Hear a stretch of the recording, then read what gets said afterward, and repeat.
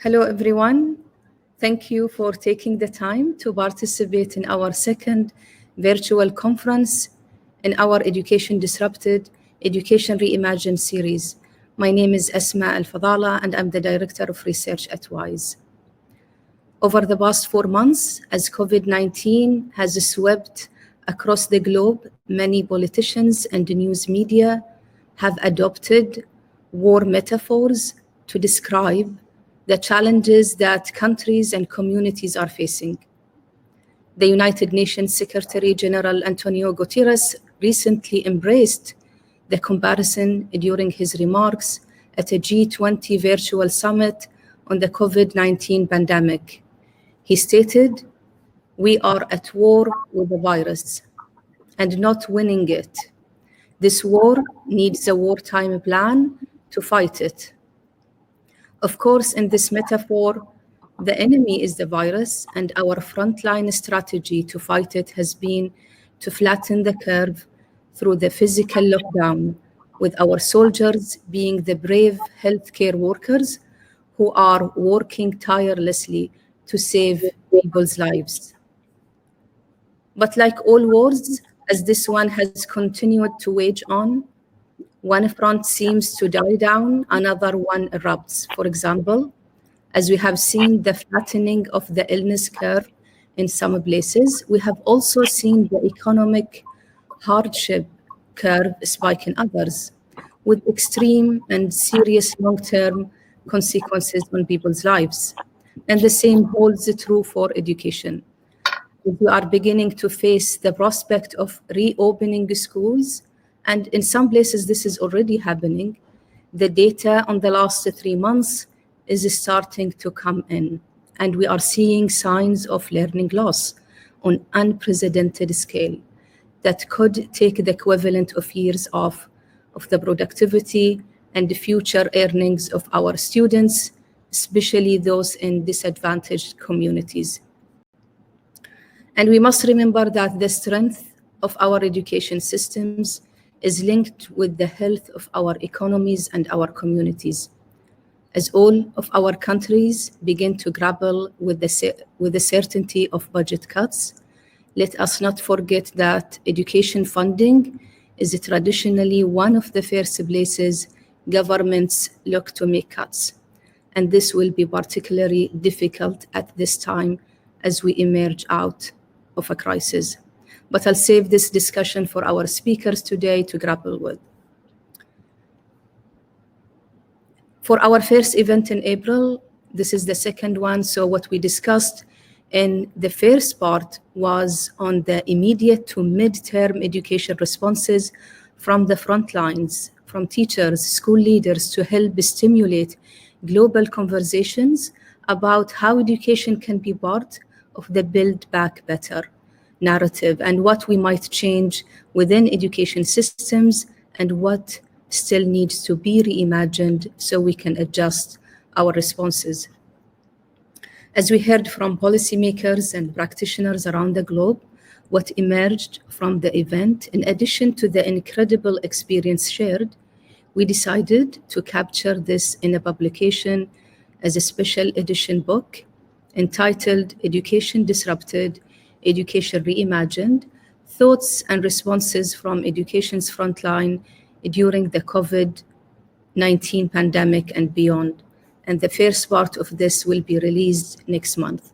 More update will be available on our website. So what came out of April?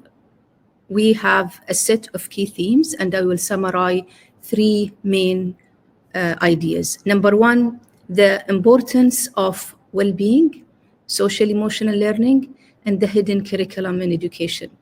The truth is that the school is more than just an academic curriculum, and this crisis has been a great revealer of that at all levels. And related to this, teacher well-being matters too. Number 2, our global education systems are inherently unequal. If this crisis has highlighted anything, it's that access to quality education is not equal. Students in economically and socially disadvantaged communities are far less likely to be able to access quality remote learning programs during this crisis than students in more advantaged communities, which is not fair. We need to use this crisis to finally bridge the deep equity divide that lies in our education systems. And this is a theme that will be discussed in more depth today and on day 3 of this conference as well. The third point, education can and must be reimagined. One quote that became a buzzword during our April event was, "Never waste a good crisis." I would couple that with the old saying, necessity is the mother of all invention.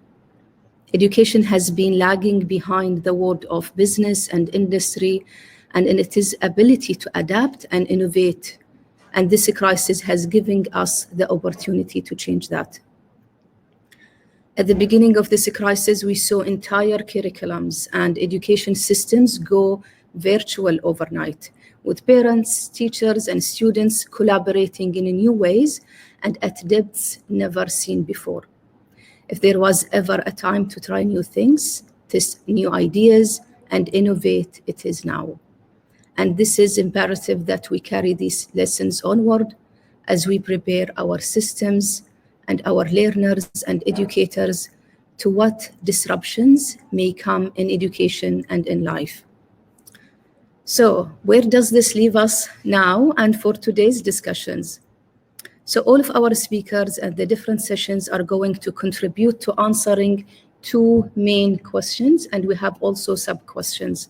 Number 1, how education systems have been supporting students and educators during the pandemic, and more specifically, what data do we have?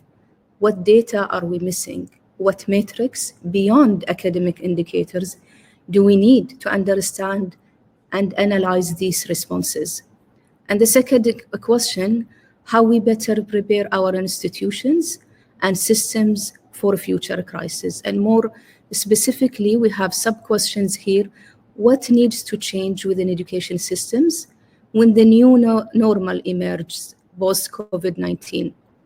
And finally, what we keep and what we reimagine. We also hope that through your participation, our audience, and today you will be able to develop new ideas, make new connections, and expand your networks. Please make full use of the chat function on our platform, Webinar Jam, share contact details, and look to carry your conversations on beyond this event. We're excited that today the Education Commission, chaired by the former Prime Minister of the UK, Gordon Brown, will be giving more information about Save Our Future campaign. This campaign, informed by the voices and priorities of youth and children.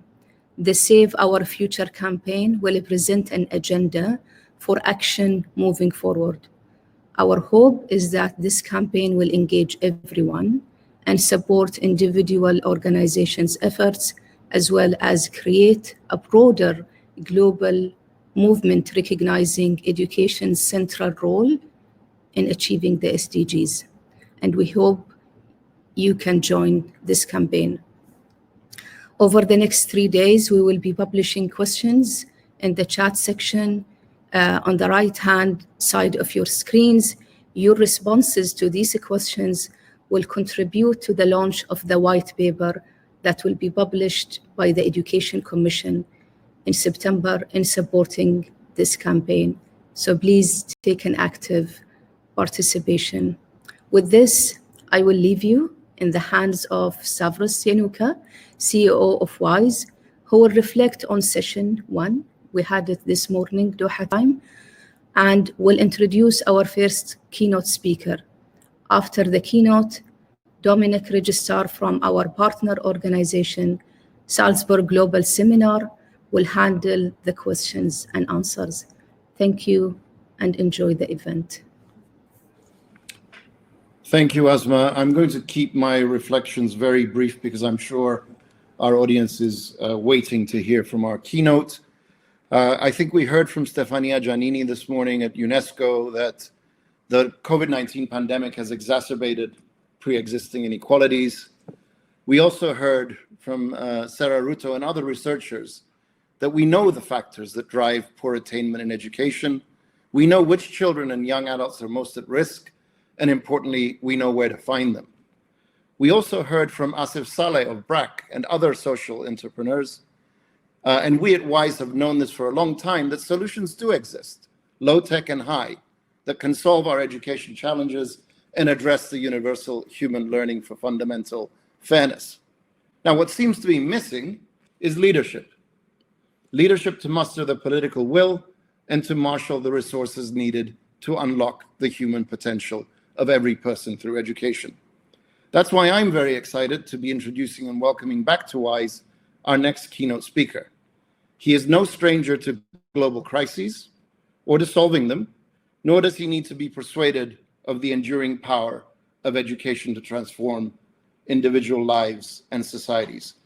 It therefore gives me great pleasure to give the floor to the former Prime Minister of the United Kingdom and the UN Special Envoy for Education, Gordon Brown.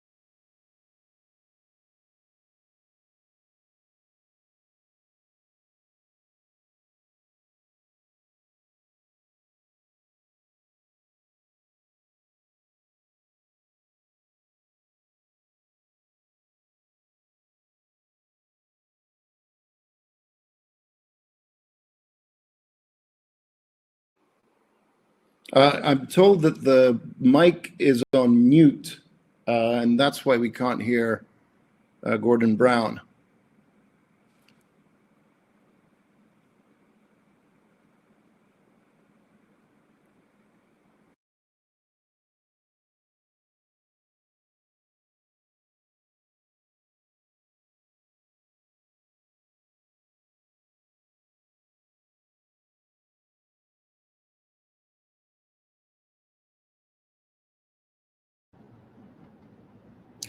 We will fix this and come back to you shortly.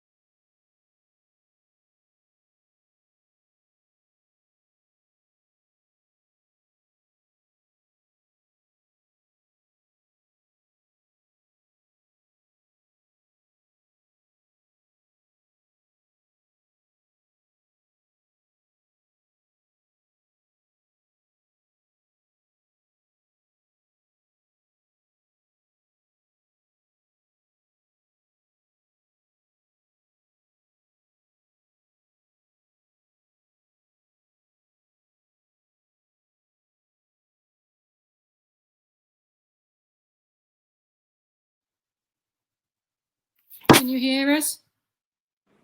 Yes, we can. Okay, I'm putting it back to Gordon. Thank you. Can you hear him now? Yes, Is that loud and clear. Stavros, do you want us to start again, or what would you like to do? I think my introduction came through, so I think everyone's been waiting to hear from you. Well, so if I can just hand the floor over, that would be great. Well, here I am about to talk about some of the advantages of new technology and not able to communicate through it. So I do apologize. It's a real pleasure to speak to the WISE conference, to thank the Salzburg Global Seminar and WISE, particularly Sheikh Moza, for organizing this, to say that I thought that the initial remarks that we had from Asma and from Stavros are inspirational about the role that education can play in our future. And before I talk about the problems, because I want to concentrate on the problems and what we do about it, I think we should remember that as a result of the work of WISE and all the educational pressure groups, as a result of the coming together of so many institutions at a global level, and as a result of the efforts that have been made by you in individual countries, we have achieved more in the progress to universal primary and secondary education in the last 20 and 30 years than we did in 2000 years before we had compulsory education at all. And I still have the hope that we can be the first generation in history where we can genuinely say that every child goes to school. I still harbor the aspiration that instead of developing just some of the potential of some of our young people, we will be in a world soon where we are developing all of the potential of all of our young people. But we have to face the facts that while we have a health crisis, and I feel so sorry and sad for those people who have been sick and those people who have lost their lives and those families who are affected by that as a result of it, a disease that has mainly affected elderly people. But we now have not just a health emergency, we've got to recognize we have an education emergency that will mainly affect in a long-lasting way, unless we do something about it, the life chances of millions of young people around the world. You will have heard some of the facts, but let me recap on what I think are the important ones. 1.8 billion children who weren't at school for some time, perhaps 1.2 billion not at school now. We have, sadly, 50 million children who are displaced forcibly, some of whom have been displaced as a result of the pandemic, and most of them are not in school and cannot hope that even if the ordinary schools get back, they themselves will have an education.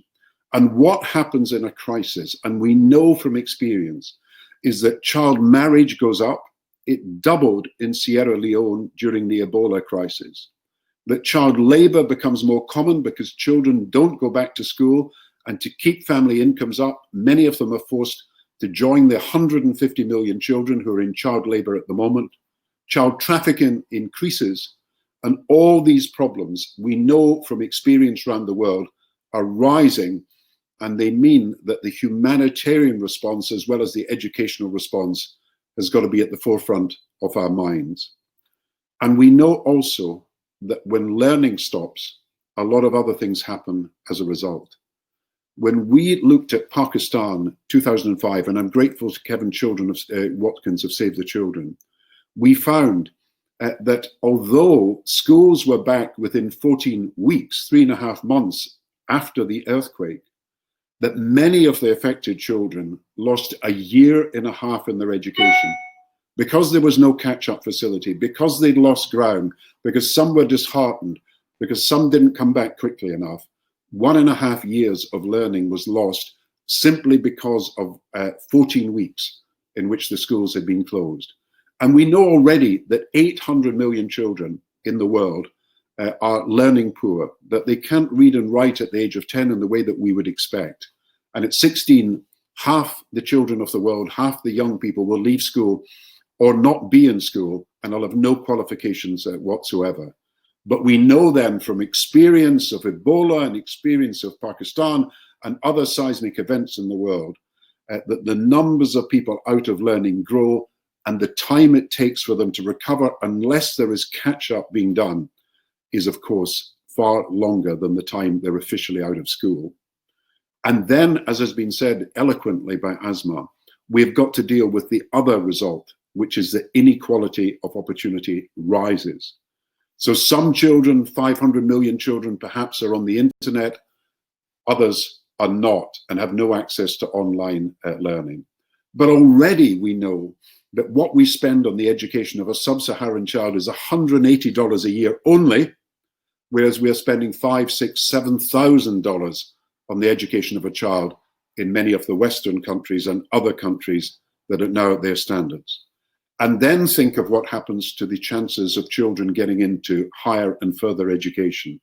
We know already that 70, 80% of the age group in some countries, Korea, Taiwan, Japan, Singapore, are able to go into some form of higher education. But we know that in an African country, it is less than 5%, less than the replacement numbers needed for teachers and doctors and nurses and so on. And we know that universities will struggle to find funding, and some may even go bankrupt as a result of what is happening. And what happens then is something that, as was mentioned at the beginning, is not just about education. It's about what happens to children and young people as human beings. You know, it's said that you can survive for 40 days without food, and you can survive for 8 days without water, and you can survive for 8 minutes without air, but you cannot survive for a second without hope. And hope dies, not just when a food convoy can't get through to a beleaguered town, not just when there's no ventilators for someone who's suffering from the most extreme form of COVID-19. Hope can die when young people don't feel they have the chance to plan and prepare for the future, cannot dream of something in the future. And we have got to deal with something that is quite fundamental here, that hope can die unless we take the action that is necessary. So I want to start by saying what I think is necessary to get children back to school. And then I want to say what I think is necessary to bring back better so that we learn from the experience. We want to save our future, and we want learning to be a more effective experience for millions of children who may go back to school but not learn very much if we don't change the way we do things. And I'm grateful to WISE for publishing what it is doing and prepared to publish in the future notes about how we can rebuild better our education system. As the UN envoy, I've got to start by emphasizing finance. Education will probably lose something in the order of $150 billion a year in low and middle income countries. According to the World Bank, it's between 100 billion and 150 billion if what I think is happening is not stopped.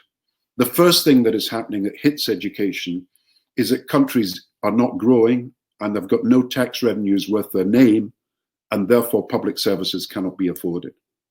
The second thing that happens is that global health needs and the social safety net needs of individual countries start to crowd out the expenditure on education, and then education is behind those in the queue. And then the third thing that happens, which is sad, is that aid is affected as well. And the same crowding out process takes place. If you have the same amount of money, but you have got priorities to deal with life and death issues in health, and of course with the social protection of people who have got no food and no wherewithal to keep themselves going if there are no jobs for them, then education is crowded out again. And then the multilateral institutions themselves are under pressure. They have got to provide money for health. They've got to provide money for rebuilding infrastructure. They've got to provide money, obviously, for social safety nets. So there is a fourth reason why education can lose out. And all of these things were at risk in the recession in 2009 and 10. And we tried to maintain aid, maintain multilateral support by increasing it. And of course, we tried to persuade countries not to cut their education budgets when they were hit by the global financial crisis. But if we are right, there is a danger that 100 billion of what is projected expenditure, and perhaps, as I said, 150 billion, will be taken out of education budgets in some countries where only $180 is being spent a year, $3 a week on the education of some of the children in that country. To cut an already low and meager budget is a recipe for disaster for education. So I want to suggest three major things that really have got to happen. In addition to persuading countries themselves that they cannot afford to build for the long-term future without investing in education, reminding them that education unlocks opportunity for employment and they will need to have higher levels of growth. Education means better health, because the educated mother is far better able to take care of her child, and less infant mortality and maternal mortality results. So we've got to persuade countries in the interest of both education and the quality of life not to cut their education budgets. But there are three things the international community can do.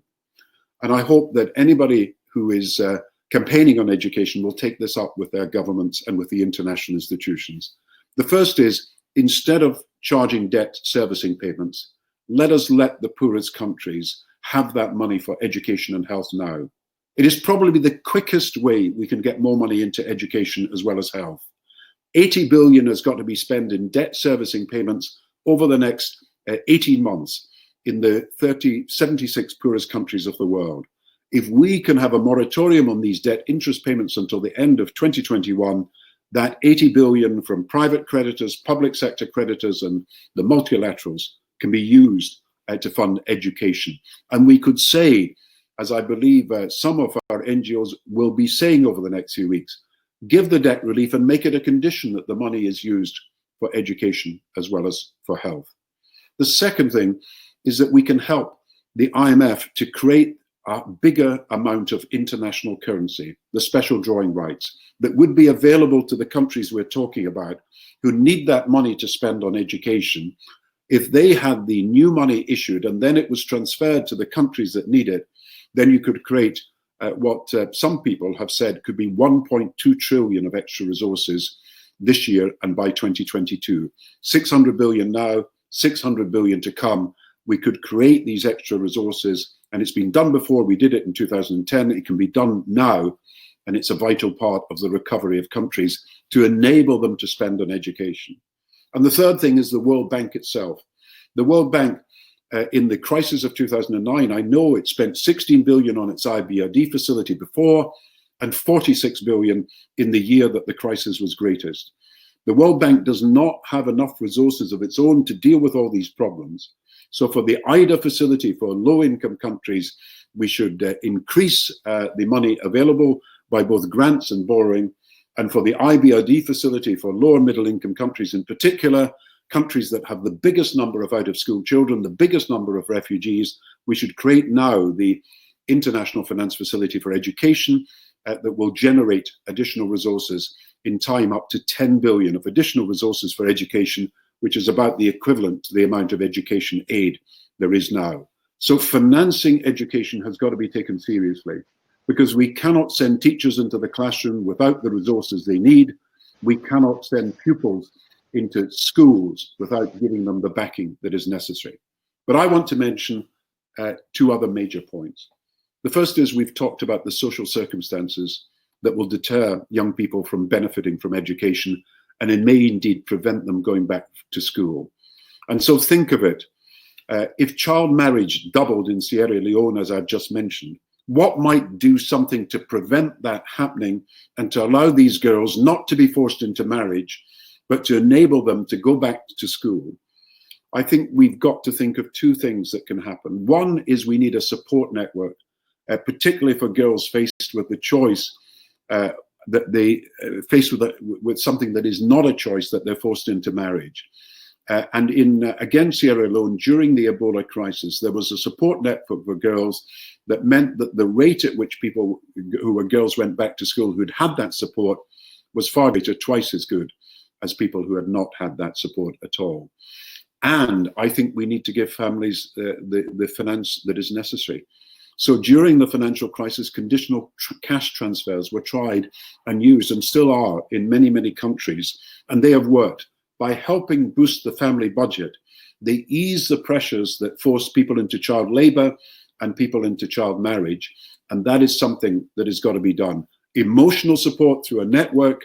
Safe schools are essential, so we've got to invest in them, and I'll come to that in a minute, but also help the families enable their children to go to school by making it an incentive that if you put your children back to school, there will be a conditional cash transfer to your family to enable you to make ends meet, even although there may be no work in the family at the moment. And it's something that has been tried, it has worked. People have confirmed in studies that it has worked. And the third thing then is what happens to the school itself. I've always said that from the 19th century onwards, we've had a school classroom that has basically been unchanged. You have the teacher at the front, you have this walled room, you have the desks laid out, and whereas the factory has changed, the office has changed, the home has changed, whether it's the kitchen or whether it's the living room or whatever facilities you have, all have changed over these last 200 years. We have seen the school as one of the institutions that essentially remains something very similar to what you might have imagined someone studying at school in the 19th century would have experienced, sitting at a desk, listening to the teacher speaking from the front, sometimes on a stage at the front, and of course, everybody in this walled room. Now, we have seen the power of technology over this crisis, but sadly, that technology has been available to only some of the children of our community. But we can now, I think, see how we can combine online and technology with teaching in a way that enhances the power, the status, and the capacity of the teacher and does nothing to diminish it. The teacher, if you like, is the guide by your side, using the technology that's available, sometimes with lectures coming on stream, rather than just the sage on the stage. And the teacher as tutor with the one-to-one that could happen as we return, both online if it's available and also in the classroom, is something that has got the capacity to transform the educational experience of so many children. And it's something that if people who are very wealthy can afford, this personalized learning is something high-tech, high-touch, some people call it, is something that we've got to be in a position to extend to everybody. Particularly, it should be for those who have been left behind, who need to catch up, who need the one-to-one personal experience.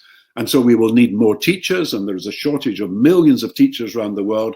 We will need teachers as tutors as well as lecturers, which fulfills their mission to develop the potential of every child. And of course, we will need to invest in the technology that can back this up. And when it comes to higher and further education, there is an equivalent problem. Because if you take the cost of primary and secondary education in the traditional school, that is about 20 to 25% of GDP per head. So we're spending that in a poorer country, about a quarter of GDP per head on education. But if you send someone to university, it's about 140% of GDP per head. And so it limits the numbers of people in a poor country that can get into further and higher education, no matter what their ability is. And so many countries, India is trying to build, they say 1,000 universities, but can't afford to do so. Pakistan's looking at universities. Nigeria needs universities. We have got to find a better way of financing higher education, particularly when the advantage accrues to companies around the world if we have trained graduates available to get work, benefiting from the education that is provided by a partnership between the family and the government that must encourage education to make it available to all. The reforms in education that we are talking about give us a chance to build back better. They will make it possible for children to have more support by their side in the classroom, but also at home. We have got to bear in mind that a human tragedy is unfolding if we do nothing and leave education completely underfunded without the resources that are necessary for children to flourish in the future. And we have to do this, and this is my final point, by cooperation. You know that around the world, there are so many good people doing so many good things. And just as I found in health when I've been talking to the G20 and other organizations, scientists, technicians, researchers, virologists, immunologists, all wanting to work together with each other. The same is true of teachers. The same is true of educators. The same is true of those professionals, those voluntary groups in education. They all want to work together to coordinate the response to illiteracy and also the response to this crisis. And so the Global Education Forum, backed up, we hope, by this document that all organizations can sign up to, which is a new white paper, if you like, for the future of education. We can all come together and say, look, we've had a crisis which has revealed the threat to children's livelihoods, but also the threat to them developing their potential. We know the power of education, not just to develop individual talents, but also to unlock the sustainable development goals in health. We know we've got a deadline 10 years from now to meet the Sustainable Development Goals, and we are off track. We know that 260 million children in ordinary times are not at school. We know that 400 million finish education at 11. We know that 800 million leave school without qualifications at whatever age they leave. We know we have got a challenge ahead. So let's work together. Let's think and imagine this new future. Let's ensure that we put all the pressure we can to ensure the proper financing of education, knowing that finance plus the reforms that we are discussing are the key to building a better future for the children we're talking about. And know too the important role of WISE and all those who are participating in this forum today. We can make a difference. When I think back to the space race between America and Russia from the 1940s to the 1980s, all vying with each other to get to the moon, all competing with each other in the outer hemisphere. And then in the 1990s, they came together and created an international space station. And so Russia can't get to the moon or get to the space station without help from America, and America can't get there without help from Russia. And two sworn enemies managed to cooperate in outer space for a bigger purpose, to explore the outer hemisphere of the world. If we can cooperate in outer space, surely we can find better ways to cooperate on Earth, and we can build the education future that all of us here dream about and every single child in the world deserves. Thank you very much. Gordon Brown, thank you so much for being with us today and for the keynote address that summarised the scale of the challenge brilliantly. You're such an important voice for education at the moment. I would also like to thank the Education Commission for their partnership and for choosing this event to launch the Save Our Future campaign.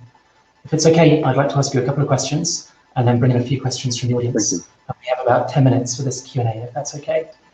So the first question I'd like to ask is, the Build Back Better idea has been gaining traction. And within that context, there's a lot of discussion about lessons learned from the recovery from the 2008 recession, which you referenced in your speech. I'd like to ask, what do you think the key lessons for education advocacy are from the recovery from the last global recession? Well, I think the first thing is what I mentioned, that education aid has been cut over these last 10 years. And so the share of education in overall aid has fallen. So we did suffer somewhat from the crisis, but of course, the problem has been growing because the numbers of children in the world who need education have been growing, particularly obviously in sub-Saharan Africa, but in the Middle East, in Pakistan and India. So we did not do enough to emphasize the importance of a recovery through education. And I think the second thing was that the minute that the crisis was over in 2010 and we were recovering and getting back to some growth at least, the international cooperation really ceased. And people went their own ways. They retreated into their national silos. And we did not have the reforms internationally that we needed to protect ourselves against a future crisis. So we have no global early warning system as we should, but we did not do the fundamental changes that were necessary, that we should have recognized came out of what we'd learned from the crisis. So here we're learning that 1.8 billion children can be pushed out of school very easily. We didn't get enough people online before that, so we couldn't do the curriculum through technology. Equally, we are not quick enough in getting children back to school because some countries simply don't have the money to afford to do so, or are not doing the proper testing, or don't have the health precautions in place and have not made the schools safe enough. So we have to recognize that, first of all, we cannot allow education aid to be cut, and secondly, that the reforms are needed. We have got to push now. We cannot wait another 2 years and say, we'll deal with that when the crisis is over. And there is an issue for education. People say, well, health has got to have priority, and that's right. We need health to have resources. Education is the solution and is not the problem. And we must show that education can help us get out of this crisis by bringing back growth through educated workers and making our health system better through people being better informed about their own health and the needs that they have and how they can be met. Thank you for that. There was a blog that Elizabeth Steer from the Education Commission and Rob Jenkins from UNICEF published earlier this month, I think, that was about educating the recovery. And in that, they had a really interesting reference to Canada's experiment linking corporate bailouts to climate disclosure requirements. And I wondered if you're already seeing governments incentivizing investments in education and training in similar ways. I think the key to the future will be what we call impact-weighted accounting. And that is companies and governments have got to produce their accounts and showing not just what they've spent, the input, but what the output is, what the impact has been. And when I talk about impact-weighted accounting, it can apply to the environment. So you look at the effects. So you don't just take a company or a country's word for it, we're doing this or that. We measure what happens, something that we can now do. An impact-weighted accounting for education will show the impact of a child's education on the child, and we'll have more information and be able to compare more effectively what's good and what's bad, what's working and what's not working. So the lessons that countries are learning about climate change, that it's not enough for people to say we're doing something, we've got to show how it's being done, and therefore impact-weighted accounting is Build Back Better. I think it's true also of education. Let's show the results. Let's show the impact. Let's show the changes that have been brought about, and let us publish national accounts and company accounts, because companies have got to show that they're training as well as doing something on the environment too. And so this is something that, because our methods of calculation and measurement have advanced, we can now do more effectively. So coming out of this crisis, I expect more emphasis and you to hear more about impact-weighted accounting. Now, Emiliana Vegas from the Brookings Institute is speaking later on today at the conference, and she has some astonishing data about the impact of lifelong loss of earnings for every month of education which is lost. I'd like to ask one final question from me before bringing in the audience, which is moving beyond education financing specifically. But there's a good quote from Milton Friedman that I've heard in a number of different places recently about crises producing real change, and that when a crisis occurs, it's the actions that are taken depend on the ideas that are lying around. And what do you think are the really good but not yet implemented ideas in education that have been lying around for a while that you would like to see implemented as part of the recovery? I think it's very funny because Keynes, who was an economist in the 1930s looking at the Great Depression there, he said it was not enough to persuade people of the benefit of new ideas. You had first to persuade people to escape from old ideas, that weren't working. And I think one of the things that I'm learning about the education aid budget is that it's 150 billion for aid as a whole, about 13 billion for education. So it's less than 10% of aid is going to education. But the purpose of Addis Ababa and the Sustainable Development Goals was to mobilize new finance in addition to aid for education. So you used the 13 billion that's spent on education as a lever to get more money in. And that's what's behind the International Finance Facility for Education, which is modeled actually on the International Finance Facility for Immunization, which has raised billions of dollars to make possible the vaccination of, I think, 500 million children through Gavi, and to save millions of lives. And so in health, we've got this innovative finance that is mobilizing additional resources on top of aid. But in education, we have still to mobilize additional finance in the way that could be possible. So one of the new ideas coming out of the crisis that has been around for several years and is in the International Finance Facility for Education is let's mobilize all the finance we can. And I just say, because the United Kingdom and Netherlands have already contributed 600 million to this new facility, it can generate 2.5 billion in additional resources for low and middle income countries.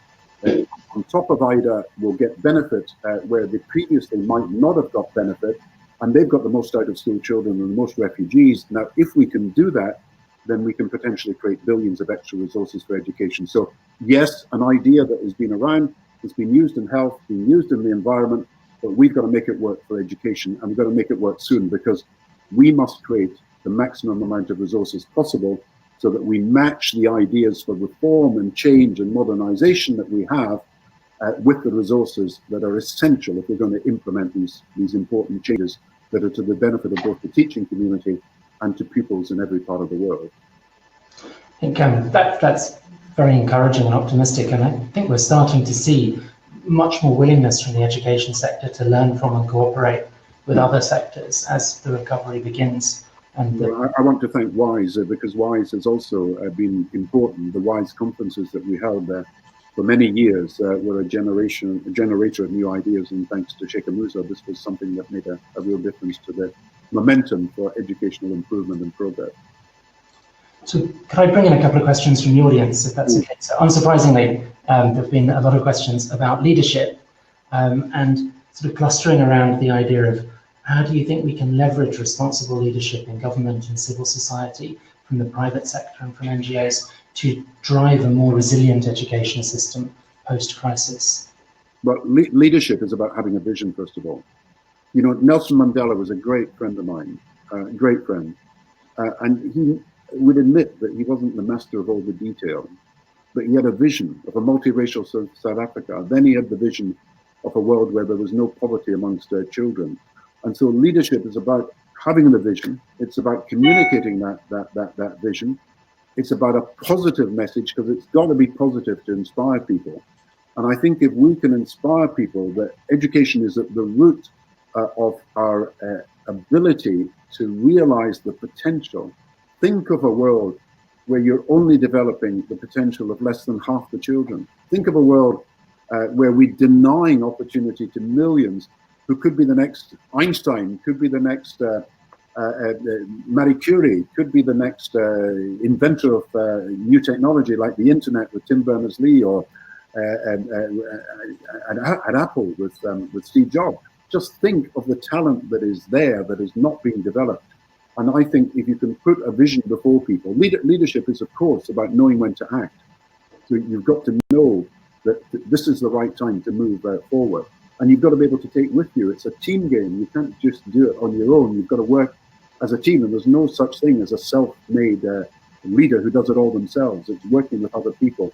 But if you can get that spirit of cooperation built out of the vision, I think you can get things done. And in education, I think there is a vision of every child realizing the potential. There is a way forward. We now see the hurdles we've got to cross to the Sustainable Development Goals, and we've really got to work together to achieve that. Thank you. A final question, if that's okay. The conference today is focusing on lessons learned from the first phase of response, and then how we can use those to help with much greater preparedness if there is a second wave or an analogous situation in the future. So if you had one crucial piece of advice for system leaders or for educationalists about future preparedness that you would recommend they try to implement as quickly as possible, what would that be? Please? Well, the first thing to note is we were not prepared for this crisis. We had seen SARS, and we'd seen Ebola, and we'd seen all the work that had to be done to eradicate smallpox in the 1960s and 70s, but we were not prepared for this crisis. So be prepared and be ready in case there is a second wave. And my fear at the moment is that in the poorest countries that don't have the healthcare equipment and cannot practice social distancing so easily, and don't in some cases have running water in the townships and the towns, then a second wave of the virus could hit them, and then it could hit other countries as well. So be prepared is the answer. In terms of education, it's about getting everybody on board to a common mission, and being prepared for the challenge ahead is so important. And it was said of Lincoln, he never moved too quickly, but he never moved too slowly either. We've got to be there now, because this is the moment in which we're being tested. This is a one-in-a-century event that has actually happened, and we have got to respond and take action now if we're going to help children rescue what could be for many a lost generation of opportunity, unless we take the action that's necessary. We certainly all hope that it is a once-in-a-century occurrence. So, Gordon Brown, thank you so much for joining us this afternoon. My best wishes to Wise, and I hope that people will contribute to this campaign, that bringing people together to get everyone back to school and make education safe for the future. Save education for our future. Save our future. Great. Thank you very much indeed for being with us. Thank you. As Dr. Asma mentioned in the introduction, throughout the course of the conference, we'll be releasing polls on Webinar Jam, and the data that you provide for the polls are going to feed into the white paper that the Education Commission will publish in September. So the first of this afternoon's polls is just about to go live on the right-hand side of your screens. It now gives me great pleasure to welcome to our virtual stage Manos Antoninis. So Manos, as you put your camera on and come ready. Manos, thank you so much for joining us today on what must be one of the busiest days of the year for you.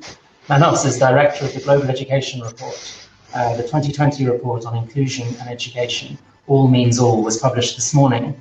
And the theme, although chosen a long time ago, could not be more relevant to the current moment. It's certainly a theme that came up repeatedly in the first part of this conference earlier today, from Stefania Giannini's keynote through all of the discussions that followed. Manos joined the GEM report team in August 2011 from Oxford Policy Management and has worked as a monitoring and evaluation expert in education sector projects across many different topics and in many different parts of the world. He has also been a great friend to this WISE Salzburg Global Series, giving one of the keynote addresses at the April event and coming back today for this special address, and then again later on today to be part of a panel discussion. Manos is going to speak for about 15 minutes now, sharing highlights and key findings from the report, that, as I said, was launched this morning. Because of time constraints, there won't be a Q&A after this special address, but there will be a chance to pose questions to Manos when he's part of the panel discussion after the break. So Manos, welcome, and the floor is yours. Thank you, Dominique, and thank you really for the very warm welcome from WISE and the Salzburg Global Seminar, and it's a pleasure to be back. Just for those of you who may not know the report, simply to say that the Global Education Monitoring Report has the mandate of the international community to monitor progress on education in the Agenda 2030 for Sustainable Development. And we are an editorially independent team hosted and published by UNESCO. Now, all countries committed to I don't think I have the slides yet. Yep, thank you very much. All countries committed to inclusive education when they signed up for SDG 4 to be achieved by 2030. And it is a commitment we cannot afford to lose sight of. If anything, as Dominic just said, the case for it has become stronger. But it has not been entirely clear to many countries what we mean with inclusion. This report refers to inclusion as a process that embraces diversity, that builds a sense of belonging to achieve social cohesion. These actions are rooted in the belief that every person has value and potential. It is about neither discriminating against nor rejecting anyone. It is about adapting to learners, making accommodations, not about learners adapting to the system. The case for inclusion has been championed by those supporting the rights of people with disabilities, who ensure that the right to inclusive education has been guaranteed in international law. Inclusion is not about one group. The mindset and the mechanisms that generate discrimination and rejection are the same for all those excluded. Every society needs to own up to their mechanisms that exclude. Identity, background, and ability, however, unfortunately still dictate education opportunities. A discussion of inclusion has to start from what Gordon Brown said, the 258 million children, adolescents, and youth who are out of school. In 12 countries, children with disabilities are 2.5 times more likely never to go to school than their peers. Adolescent refugees are 3 times more likely to be out of secondary school. The world set a target for all to complete secondary education by 2030. But in at least 20 countries, the report found that not a single poor rural woman did complete secondary school. Among those who do complete lower secondary school, the richest students are 2 times more likely to learn the basic skills than the poorest. Halving learning poverty, which is how the World Bank has softened the international commitment to eliminate it by 2030, requires thinking about students' experiences and well-being. Stigma, stereotypes, and discrimination mean that millions are alienated inside classrooms and less likely to progress through education. LGBTI students in the United States are 3 times more likely to stay home from school because of feeling unsafe. Grade 4 students not learning in their home language are 34% less likely to learn basic reading skills. And COVID-19 has only added this new layer of complexity. Many online solutions to learning continuity have been inspiring, but we know for sure that they offer only a partial substitute.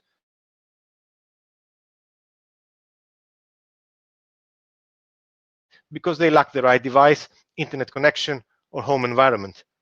teachers had lost contact with 8% of their students in France. And if we think in truly global terms, such opportunities have been the exception. Only 12% of households in the least developed countries have internet access at home. Even low-tech solutions are not working. Among the poorest households in Ethiopia, only 7% own a radio. None own a television. 40% of low and lower middle income countries has taken no measures to support disadvantaged learners during the school closures. For those hundreds of millions of students, learning stopped. And some may not go back to school if their family was plunged deeper into poverty. The messages of the report are talking to the call in the Save Our Future campaign that Gordon Brown just mentioned, which is currently being crafted to help reimagine education after these lockdowns. Now, there is one key overarching recommendation for all those involved in education, which is also supported by numerous partners, as you see on this slide. Inclusion cannot be achieved if it is seen as an inconvenience, if it is seen if people harbor the belief that children's capacity to learn is fixed. The report calls on all countries to widen the understanding of inclusive education to encompass all learners, regardless of their identity, background, or ability. The report is for everyone and refers to all countries: the albinos in sub-Saharan Africa, the stateless in Arab countries, the Roma in Europe, the displaced Rohingya in Asia, the Afro-descendants in Latin America. Yet many governments do not base their laws and policies on this principle. The report found that 68% of countries have a definition of inclusive education, and of those, only 50% cover multiple marginalized groups. In a quarter of countries, the definition of inclusive education only covers people with disabilities or special needs. Interventions should be coherent from early childhood to adulthood. Now, inclusion is not costly by definition. Simple gestures and ways to manage a classroom cost nothing and are the most valuable contributions to inclusion. Still, efforts need to be made to ensure that we get equity and inclusion right through funding. And there are two parts to this story.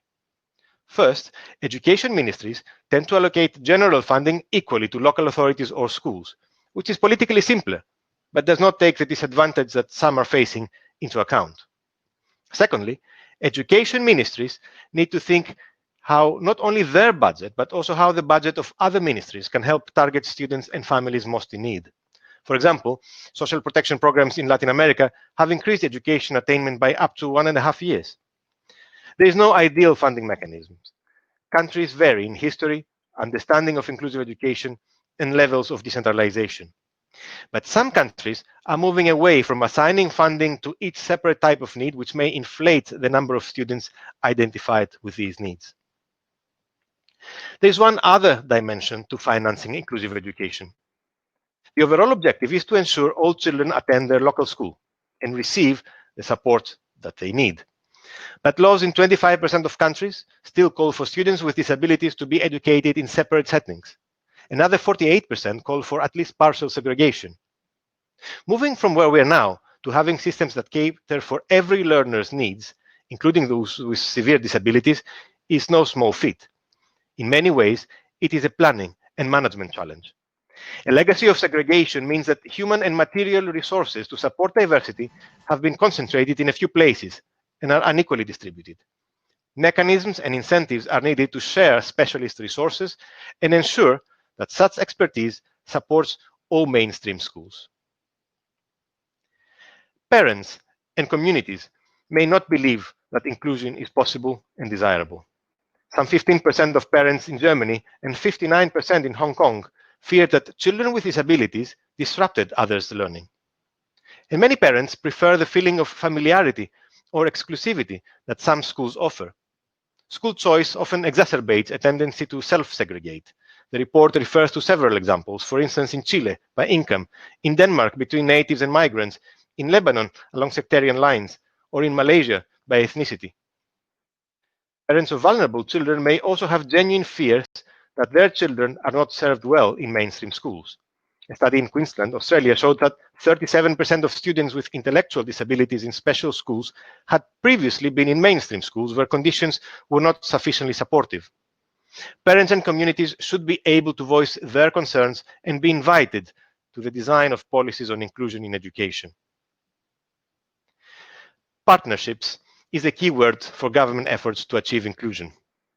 And that echoes also what Gordon Brown mentioned earlier. First, education ministries must work with other ministries to share data on disadvantaged children to integrate services using common standards. In Colombia, registries identify extremely poor, internally displaced, and indigenous populations to develop a living standards index to target social programs. But worldwide, norms and bureaucratic working cultures prevent coordination in service delivery. In Jordan, the two main government bodies responsible for people with disabilities had different ways of accrediting special schools, undermining efforts to promote inclusion. A new 10-year strategy led by the Prince will address this issue. Secondly, education ministries need to ensure that when local governments have a mandate to provide services for inclusion, that they are fully funded and the capacities of local officials are developed. A range of non-governmental organizations play key roles in making the case for inclusion in societies. First, many NGOs are advocates and watchdogs for the right to inclusive education. They monitor progress on government commitments, often providing valuable information to regional and international bodies. They defend against rights violations. They campaign for inclusive policies. In Armenia, an NGO campaign resulted in a government decision to roll out inclusive education nationally by 2025. Governments should create conditions enabling NGOs to play this role. But secondly, these organizations also provide education services, whether on government contract or on their own initiative. They support groups that governments do not reach, such as street children, or they offer alternative, sometimes non-formal or second chance programs. The government of Afghanistan supports community-based education, which has been critical for reaching girls in rural areas. Governments should ensure that NGO provision of education leads to inclusion, meets standards, and is aligned with national policy. The powerful concept of universal design refers to making products and services usable for all people. In education, it has been associated with accessible school buildings and flexible learning environments. But this idea of flexibility can be applied more widely. All students should learn from the same flexible, relevant, and accessible curricula. Yet many countries modify curricula to exclude or separate. Just think of special curricula for students with disabilities, or pushing lower achievers into slower education tracks, or placing refugees in parallel systems, as among Burundian and Congolese refugees in Tanzania. Textbooks can also exclude by perpetuating stereotypes through omission or misrepresentation. Only 24% of text and images in secondary school textbooks were of women in the Punjab province of Pakistan. These are not easy issues for any country. There are political challenges regarding the kind of society people aspire to achieve through education. Assessment should allow students to demonstrate learning in a variety of ways. It should not be a mechanism forcing weak students to leave school early. It should be a tool to improve students' learning. Around a quarter of teachers in middle and high-income countries reported a high need for professional development on teaching students with special needs. But teachers should not be taught inclusive approaches as a specialist topic. They should be the core of their education. For example, in New Brunswick, Canada, a quarter of all teachers were trained to support students with autism. Teachers are not immune to social biases either. Their education needs to tackle entrenched views of some students being unable to learn. In the United States, 31% of teachers believed inequality was mainly due to African Americans lacking willpower to pull themselves out of poverty. In Sao Paulo, Brazil, grade 8 mathematics teachers were more likely to give white students a passing grade than their equally proficient and well-behaved black classmates. Head teachers should communicate an inclusive school ethos. And the teaching body should reflect social diversity. In India, the share of scheduled castes in the teaching profession has increased, but remains below average. What data are collected and how they are used determines whether inclusion is served. Identifying groups makes those disadvantaged visible, helping to prompt action. But doing so can also reduce children to labels, which can be self-fulfilling. Portugal has a non-categorical approach to determine special needs. Censuses and surveys help monitor outcomes at population level. Gaps remain. Since 2015, 41% of countries have not had a publicly available household survey to provide disaggregated education data.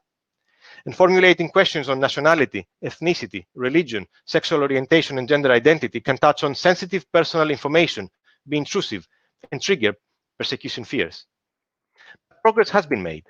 Kenya has added new ethnic group categories as well as intersex as a gender option in its 2019 census.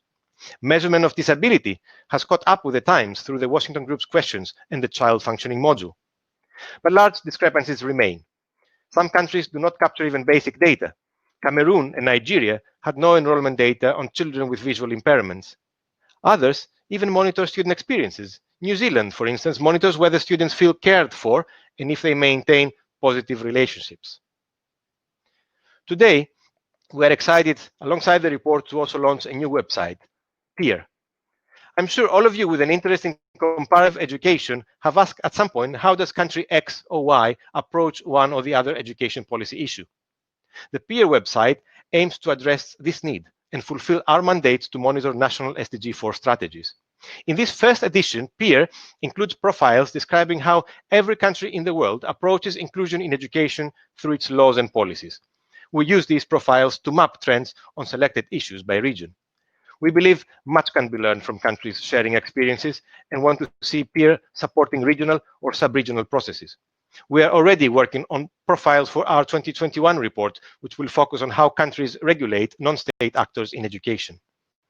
PEER forms a group with our two other websites, WIDE, the database on education inequalities, which is celebrating its 10th anniversary, and SCOPE, which was launched in January. It is an interactive companion to the monitoring part of the report, showcasing SDG 4 indicator trends and patterns.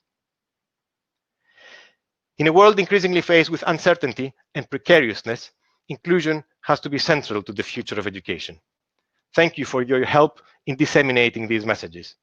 In the last quarter of the year, we will be launching 2 regional editions on inclusion and education. The first on Latin America and the Caribbean, and the second on Central and Eastern Europe, the Caucasus, and Central Asia.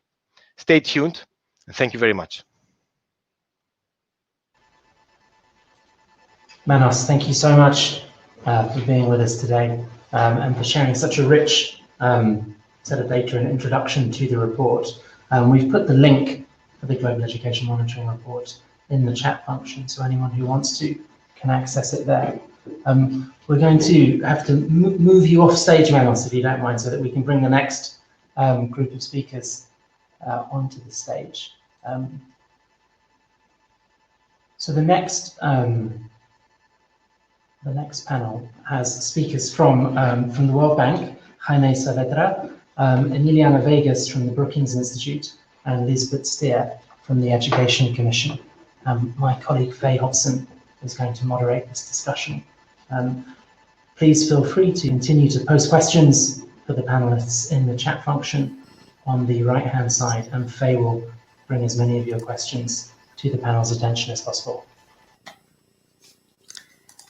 Thank you, Dominic. My name is Faye Hobson. I'm a program manager at Salzburg Global Seminar. It's my pleasure to moderate these short talks today. We are delighted to have 3 global experts here with us for this session. Jaime Saavedra, Global Director of Education for the World Bank, Emiliana Vegas, Senior Fellow and Co-Director for Universal Education at the Brookings Institution, and Lisbeth Steer, Director of the Education Commission. As we've already heard, with more than 90% of the global student population affected by COVID-19 related school closures, we're in the midst of the most unprecedented disruption in the history of education. As highlighted in the opening keynote by Gordon Brown and in the 2020 GEM report, the risk is that short-term school closures will lead to long-term reversals in education, with the poorest and most marginalized children bearing the brunt. So, with that in mind, how can we ensure that our responses now to the current crisis lead to us being able to build back better in the future?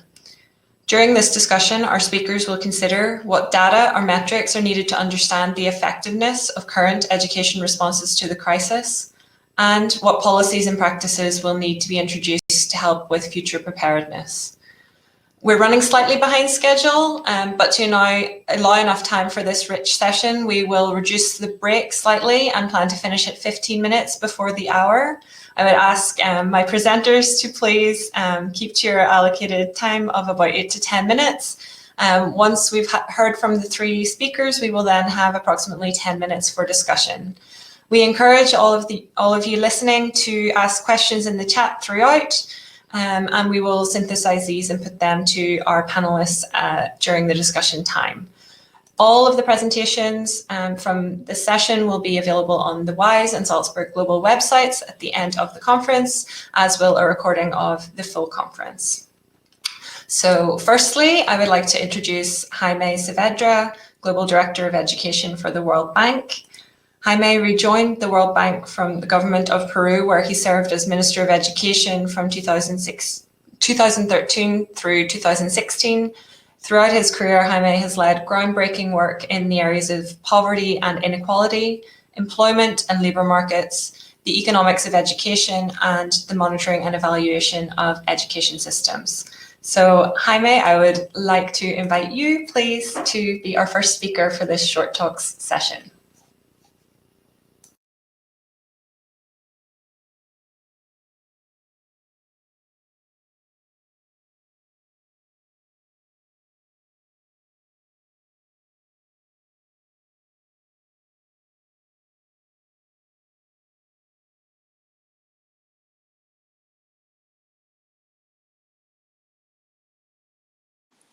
Can you hear me? Yes. Yes, and can you see me? No. And I don't know how to do that. There we go. That's it. I don't know. There we go. Okay, great. Yes. Thank you very much. And sorry for the glitch. We're all talking about technology, but it's still a lot to learn about that. So thank you very much to everyone for the opportunity. I just want to thank Stavros and the whole team, and Asma for the introduction, and Sheikh Mosa for her leadership. And I want to follow on what some of the excellent points that Gordon made a few minutes ago, and I will start with the more with the negative side of the whole picture, and in terms of what's the huge shock that we're living.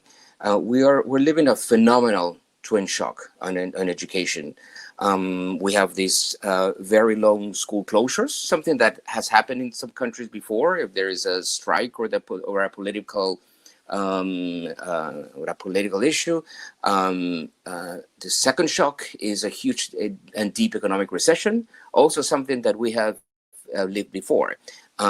Which consequences in terms of budgets and contraction and recession and family and family disposable incomes. What we have never lived is the two things at the same time, is to have a very long school closures, and then at the same moment in which we then need resources in order to bring the system back and accelerate and recover the lost time, we have deep economic recessions that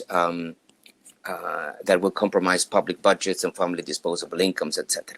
So this twin shock is something that we have not lived before, and has an impact on nutrition and mental health, and potential increases in dropout rates, learning, child marriage, and I think eloquently Gordon summarized some of those incredibly large impacts. And I would add to that twin shock, we have a triple shock on the financing side. A triple shock because this will imply potentially, right, a contraction on public budgets devoted to social sectors, will imply potentially lower resources that families can invest in education, and also international aid might be compromised because this is a global simultaneous shock.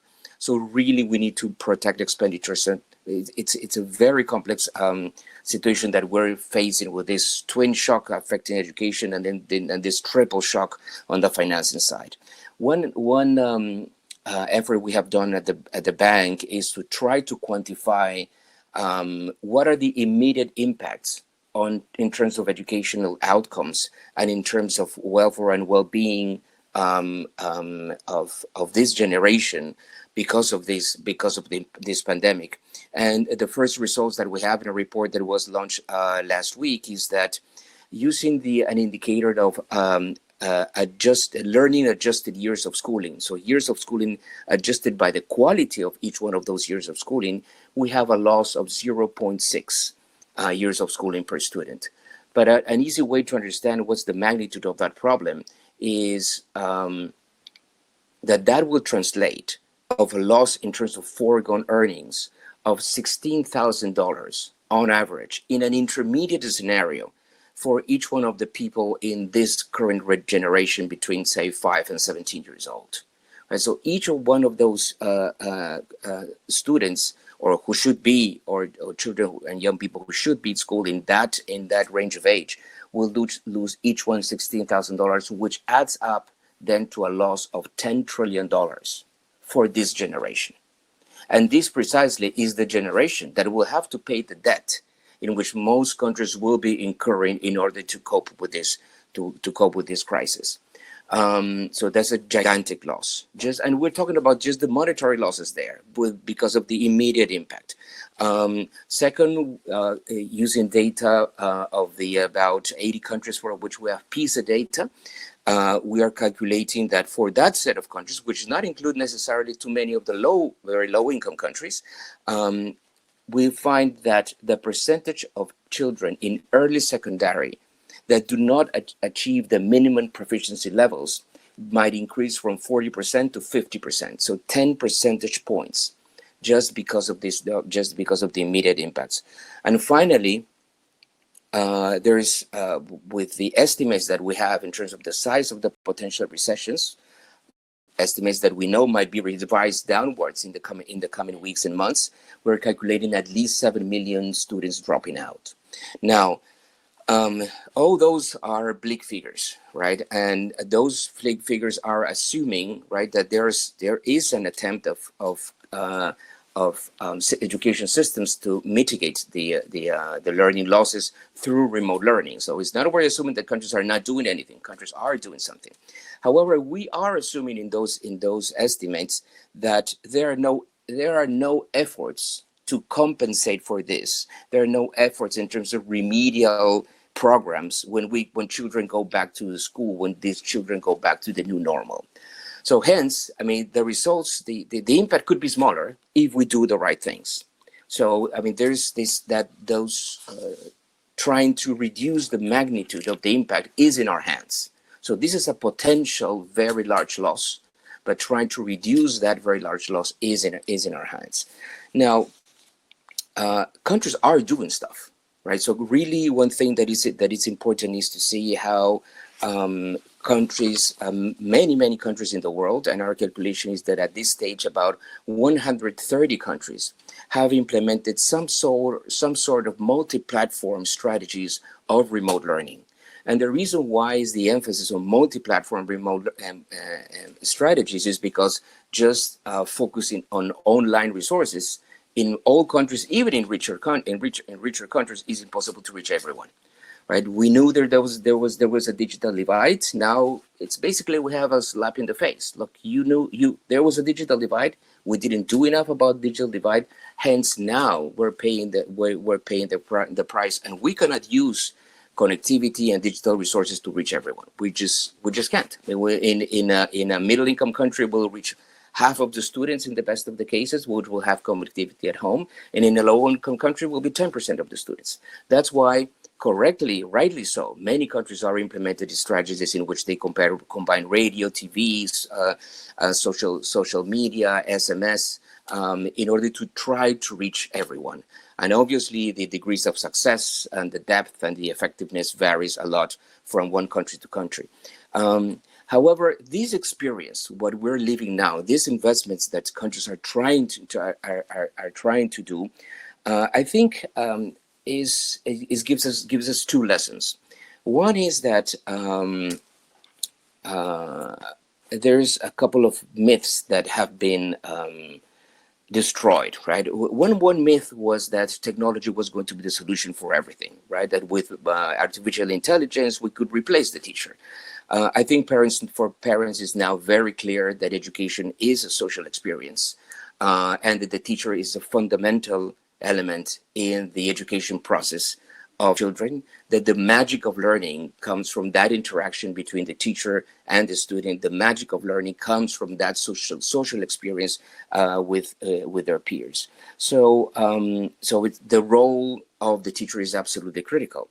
But however, at the same time, we now learn that technology can really be an extremely effective instrument in order to enhance and augment the role of the teacher. So the new normal will be about a balance between investing more in teachers in their own professional development and investing more in technology. And the other myth that I think has been debunked is about the role of TV and radio. Right. I think even for this response, we have been dusting off material that we had about our remote learning using that media. But definitely now we recognize what's the critical role of TV and radio.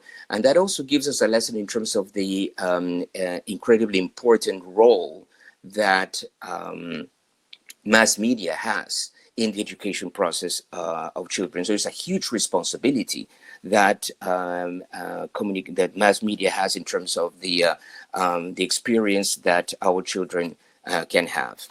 Now, let me then move to my third point, which is how is the school that we will have to have in the near future will be shaping. I think we have had many discussions about the school of the future, but I think that school of the future will happen much faster than what we thought. The future has been propelled to today, right? And today we will have to build a school that is much more resilient, first of all, in the sense of being a continuum. The education process will have to be a continuum between the school and home. Learning has to happen anywhere and at any moment, and there we'll need to think of a school beyond walls, right? A school that is complemented by what happens at home, and that requires a few things. One is that we'll need to invest in a variety of technologies, the high tech and the low tech. We need to expand much faster connectivity and the use of digital resources as part of the education process. However, we know that will take some time. So we'll need to continue investing in TV and radio so that children at home can really continue their education process either through online TV or radio. Second, that implies that we need to worry about not only the inequality of opportunities that exist at school still today and reduce those inequality of opportunities, but also the inequality of opportunities in terms of resources at home, which implies then that we also need to invest in the resources that a child can have at home, including printed material. We need to make sure that there's more books at home. It's not that we're saying, okay, this is all about tablets. No, this is about all media, and paper is a technology as well, right? So we need to make sure that children, even poor children, have more access to reading material, and we need to work much more with parents and with the community, right, for them to have the tools and them to have the tips and the advice in order to really be these parents and caregivers really internalize the critical role that they have in terms of their sons and their daughters' education. And finally, in addition to being resilient, education has to be much more individualized. We always said that we need to teach at the right level, that not all children are the same. Each one needs a different type of stimulation. Each one needs a different type of support.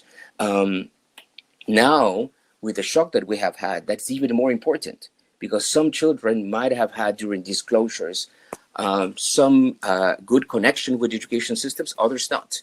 So the differences have been amplified. So when we're returning to the to schools to having a blended presential and remote learning process, we need to make sure that each child receives what they need. That's a very tough job for teachers, right? For teachers, it's much more complicated to give each student what they need. Also, obviously, technology can play an important role in terms of supporting teachers to do that, but the investment that we need to do on teachers in terms for them to be able to perform well in this much more complex role that they will have is huge. So that's an extremely important challenge for all of us. And I want to then close just saying that definitely all investments that we need to make on education, if before we were saying that we had a financing gap, if before we were saying that there was a learning crisis, now the situation today is much, much more complicated. It's much more challenging. The baseline is lower. The inequalities that we were already observing before are even larger today. So any effort, as Gordon was saying, any effort that we do would be small. Really, this is about securing. Really, this is about securing our future. So this is a chance. This crisis is a chance that we all have from the international community, but much more important for national governments, for education systems, for teachers and parents to continue relentlessly in investing more in our children, in our youth.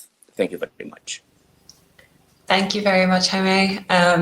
Some truly terrifying and shocking figures there, but also thank you for that sort of rousing call to action as well at the end, reminding us that we really do need to take action in the future. Now I would like to move on to Emiliana Vegas, who is Senior Fellow and Co-Director of the Center for Universal Education at the Brookings Institution. Emiliana is a leading expert on education in developing countries and has written extensively on issues affecting education systems in Latin America and in the Caribbean and in other developing regions. Emiliana, I would love to hear from you next, please. Hello. Thank you to WISE and Salzburg seminar for inviting me. It's really an honor to have this opportunity to be among this great group of panelists. And so I structured my talk in 3 areas. The first one is a summary of recent research that colleagues and I have done together, looking at the impact of school closures and government responses on both learning and future earnings. Dominic mentioned a little bit about the numbers that we have estimated for the United States. We're currently also doing some similar analyses for other regions of the world. The second area is I'll talk about what can we do to invest in education to rebuild better education systems. And finally, one area that obviously we're all very keen on learning more about is how to realize the potential of technology to accelerate student learning. As Jaime just said, if something has become clear during this period of school closures is how important the role of the teachers continues to be, but also how can technology complement that work and provide learning opportunities that are effective both in schools as well as at home. And so I'll talk a little bit about recent research that I am also doing with other colleagues and what we're finding in that regard. So this figure shows you by level of income of the countries in the world, what types of responses are governments adopting during the period of school closures. As we know, at one point, over 190 countries in the world had closed their schools, affecting over 5 billion students worldwide. This is, of course, unprecedented. And so the question is, and Jaime said, many of these countries are making efforts to provide some sort of distance learning opportunity. But as this graph shows, is that the share of countries of low-income countries providing any sort of distance learning opportunity is much lower. It's hovers around 20% as compared to high-income countries. And lower and middle and upper middle countries are ranging between 60 and 70%. But also the types of distance education opportunities that countries are providing vary tremendously. Whereas a majority of high-income countries are relying on online only, which is the gray bar, which is not showing very well in the legend, but the gray is only online and red is online and broadcast. And so you can see that among high-income countries, the majority are providing online education. And when you combine with broadcast, almost 90% of them are providing some sort of tech-based online education. That figure, again, is much lower for low-income countries, and the majority of the low-income countries providing distance learning opportunities are relying on TV and radio. Now, one thing to note in the gray line that cuts across all four bars is that access to internet is also quite varied and very highly correlated with level of income. So even if countries that have lower income levels were providing additional opportunities online, there would be a reduced number of their students who would be able to access them. So in this brief report that we published a couple of months ago, we concluded that it is likely that COVID-19 will have huge impacts on student learning, but students in low-income countries and in sub-Saharan Africa will be the most negatively affected due to the lack of access to remote learning opportunities. In middle and high-income countries that have broad internet access, and in what we also analyzed, countries that participated in the Program for International Student Assessment, PISA, we argue that the impact on student learning will depend more on the quality of the teaching and learning that's taking place remotely. We predict that the learning gap between rich and poor will likely grow between countries, but also, and Jaime and everyone before me has also mentioned that there are also stark differences within countries. Even among the high-income countries, there are communities that still don't have access to online learning opportunities. And finally, we're specifically concerned about girls and migrants and refugee populations. Gordon Brown spoke about them in his opening remarks, because we know from previous pandemics and previous financial crises that these populations are at higher risk of dropping out of school and of not continuing their education after the crisis. Another work that I've been leading with former colleagues from the World Bank and Victoria Collis from River Path Associates, specifically George Sakharopoulos and Harry Petrinas, is to try and estimate the loss in earnings resulting from the school closures. And what we did is a very simple basically formula where we took the previous research that Harry Petrinas and George Sakharopoulos have done estimating rates of return to education around the world, where they conclude that every year of schooling equals around 9% a loss in additional future earnings. And we use the number of months of closures to estimate the loss in marginal future earnings. So for example, if in a particular country, the schools are closed for around 4 months, the loss in marginal future earnings would be around 2.5% a year over a student's lifetime. And we apply these calculations to the world's largest economy, the US, and its 76 million students. What we find at the individual level is that each individual student who is now a student ends up losing earnings of about $1,337 per year during their working lifetime. This amounts to a present value loss of earnings of $33,464. This figure seems like not such a huge price to pay at the individual level. However, when you multiply this by the number of current students, the 76 million I mentioned before, as a society, the US will likely lose out of this school closure period around $2.5 trillion, which is a huge impact and a huge proportion, over 12% of GDP in this country. So what do we think needs to happen in order to rebuild better education systems? So, and a big focus of Mr. Brown's talk was ensuring financial resources are invested to sustain learning and reduce inequality, and that's obviously a very important first step. We also think that we have to realize the potential of education technology to accelerate learning, as also Gordon mentioned, as well as Jaime.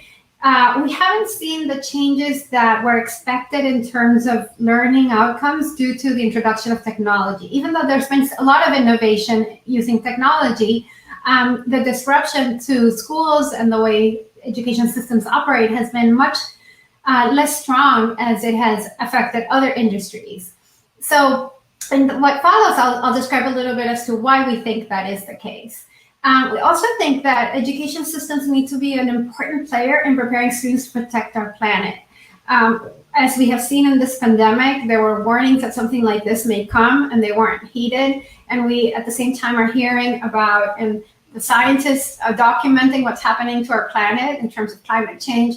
And we really realized, due to COVID in particular, but also due to our own research, that ignoring these warnings really puts us at great peril. And it's our students who need to, and our education systems who need to take the driver's seat in ensuring that this is widely accepted, understood, and that measures are taken to protect our planet. The next area, and they're not in any sequential order of importance, they're all, in our view, equally important, is to strengthen early childhood care and education systems.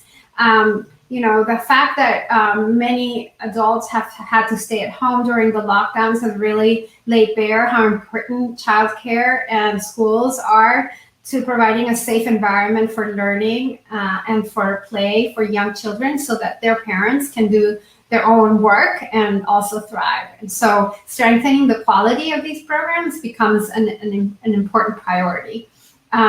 We've mentioned that it's important to ensure that the most disadvantaged are not left behind, and this includes people across the world, but also within countries that are marginalized populations, that are minorities, and that are historically disadvantaged groups. And finally, a lot of efforts have taken place even post-pandemics at small scale and have been successful. But the challenge is, how do you bring the big structural changes to scale? And so we think that that's an important area also, where we can collectively focus and learn from previous research, but really ensure that as we're thinking of structural changes to education, to rebuild better education systems, we're thinking of how to do that at scale. So just to conclude, I'll give you a snapshot of this work that I have with Alejandro Ganimian from New York University and Rick Hess from American Enterprise Institute, where we've done some research looking at how to best realize the potential of education technology. And what we argue is that as a community, we have expected technology to be kind of a magic bullet, and invested a lot of resources in deploying devices or deploying software, but really haven't been too thoughtful as to what are technology's potential comparative advantages. And we argue that there are four. And the first is to scale up quality instruction. We know that we have many really great teachers, but they're not in every school, in every classroom. And not every great teacher is great at every subject. And so having and identifying those great teachers to give great lectures that can be distributed massively, or great materials that can be distributed massively, is something that we think technology is very well placed to do.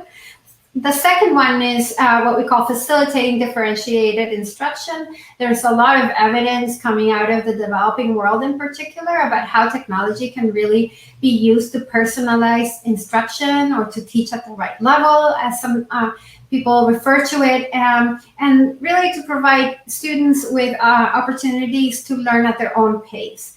The third key area is what we call expanding opportunities to practice. And so a lot of learning goes from doing. And we know from the learning sciences, again, that just reading doesn't necessarily cement learning. So a lot of it's experimenting, practicing, and technology can provide ample opportunities to do that in a low-cost way. And finally, increasing student engagement. Technology can provide games, videos, more dynamic ways of not just providing information, but engaging students in ways that they are actively learning. And so we think that that's another way, and the evidence suggests that it can be used very effectively to accelerate the kinds of learning progress that we need to see to reduce the sort of learning poverty numbers that we're seeing worldwide. Thank you. Faye, I think you're still on mute. Thank you. I was saying thank you so much. That was incredibly rich for the short time we had. And finally, we're going to go to Lisbeth Steer, who is the Director of the Education Commission. And Lisbeth was the Director of the Commission's report, The Learning Generation, Investing in Education for a Changing World. She's currently overseeing the implementation of the report's recommendations, including the design of an international finance facility for education and the introduction of reform and results-based approaches in education around the world. Lisbeth, over to you. Hi, thank you so much. Can you hear me? Yes, we can. Great, that's wonderful. Well, thank you for, obviously, everybody has mentioned the wonderful job WISE is doing, and this is really tremendous. The conversations and the Twitter feeds and the chat boxes have been really fascinating to watch. So thank you to you all, WISE, to Stavros, and also to the Salzburg seminar for organizing this so well. I would like to maybe add a few more points because the other presenters on this panel have already addressed many of the important issues that we would need to talk about at this time. So I think I'd like to bring it back to the point that Gordon Brown made around the fact that in addition to leadership, you need a vision, or rather you need a vision in order for leaders to also move forward and make changes. So in order to create that vision, we have been working with a number of organizations, international organizations. It was alluded to earlier. The Save Our Future campaign is really an effort not by the Education Commission, but by a group of tremendous actors in the international space, including the Education Cannot Wait Fund, UNESCO, UNICEF, the World Bank, the Global Partnership for Education, and a number of CSOs as well. We have had Save the Children already engaged, but others are joining the effort as well. And our call to all of you is, just to start with, please join us on this campaign to create this common vision. Now, why do we need this common vision? We need it because, as we have been saying, we need to save the future of education, but not just the future of education, because education is at the basis and at the foundation of all the SDGs.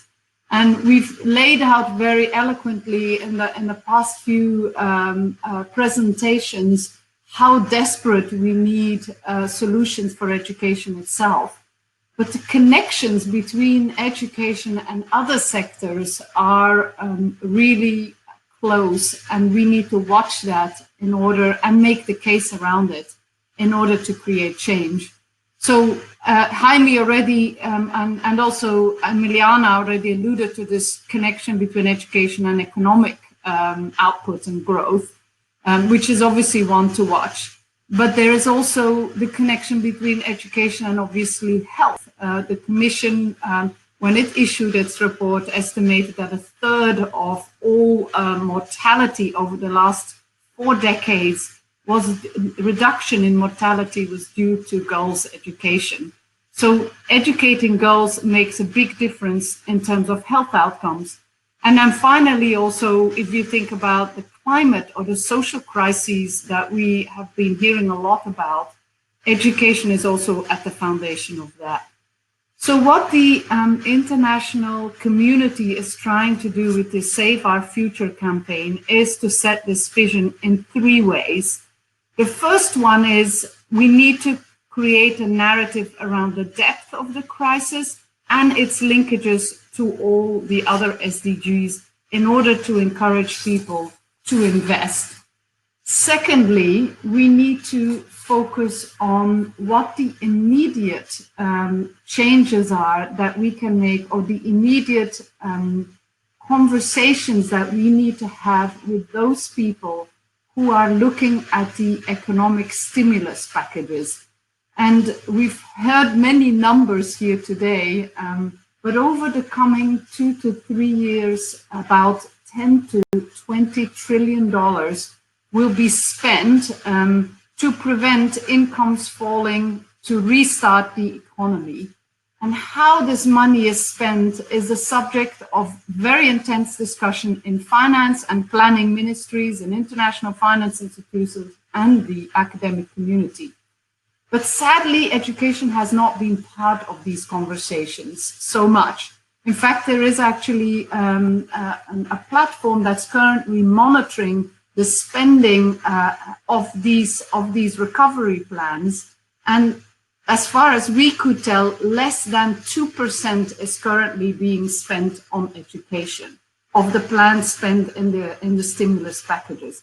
So we really need to immediately get in the middle of those conversations, which again links back to the point that we need to make our case for education in function of economic and health outcomes as well. So Gordon Brown already laid out a number of ways to do this, either through debt relief, either through making sure that the public spending packages are focused on education, in addition to all the other issues that are currently being addressed. If we bail out companies, Dominic was mentioning this earlier, we should link it to what these companies are doing on education. And we should measure it, as Gordon Brown was suggesting, through perhaps impact-weighted accounting. But we don't only focus on finance, of course, when the immediate investments need to focus on reopening schools and making sure they are among the first institutions to reopen. And that's a point that UNICEF is making very strongly. It's in its Back to School campaign. Make sure schools open first and focus on the most vulnerable as we do so. And obviously, as Jaime has been saying very well, we need to address the learning deficits that are going to be piling up as children return to school. And especially the disadvantaged groups will be very much affected by this. I thought the UNESCO Global Monitoring Report's conclusion that 40% of low and lower middle income countries have not supported disadvantaged learners during the school shutdowns really sets us up for a potential disaster. So we need to really focus on those learners.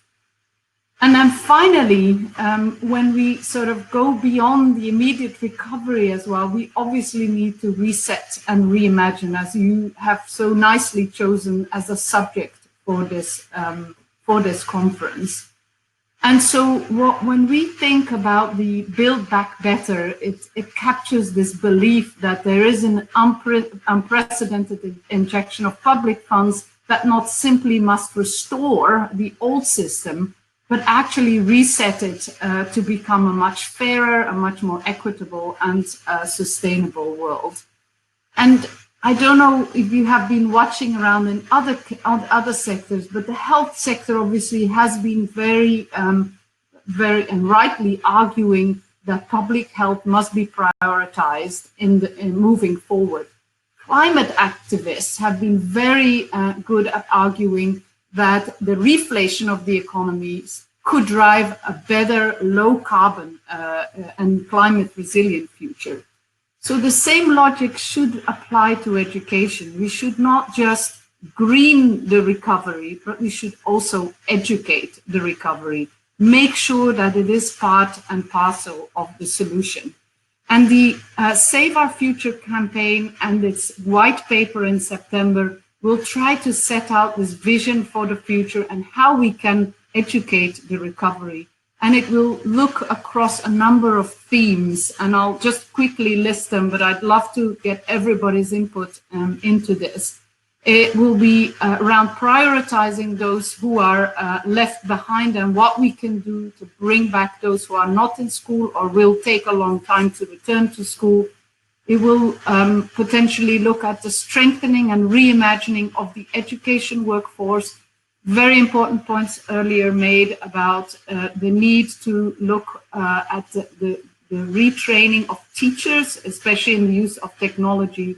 The Education Commission released a report a few months ago called Transforming the Education Workforce. And the reason why we talk about the workforce and not just teachers is because evidence suggests that not only teachers, but also all the support staff, the leadership, the health professionals, the community workers are essential to deliver education. And my God, has COVID not shown us this well? And then the third item is the harnessing of technology. And I would just underline Heine's point about the need to not just look at getting everybody online, but also looking at how teachers need to be complementing that technology. And we've been working, as Mr. Brown mentioned, on an initiative called High Touch, High Tech, which tries to look at what that combination exactly looks like. The fourth is we need to, and this everybody knows this, develop skills for the future. Emiliana was mentioning this very nicely. We need to develop skills for sustainability, for climate sensitivity. And finally, the point that Mr. Brown made very well around financing. Financing is needed from governments, budgets need to be maintained, donors need to do more, and the international community needs to do more. And the International Finance Facility is one of the instruments that needs to be put in place. It is important, together with all the other instruments that are currently available and need to be funded much more fully.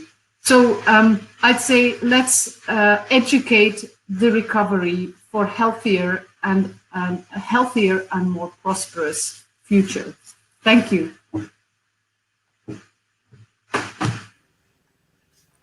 Thank you so much, Lisbeth, for that really rich talk as well.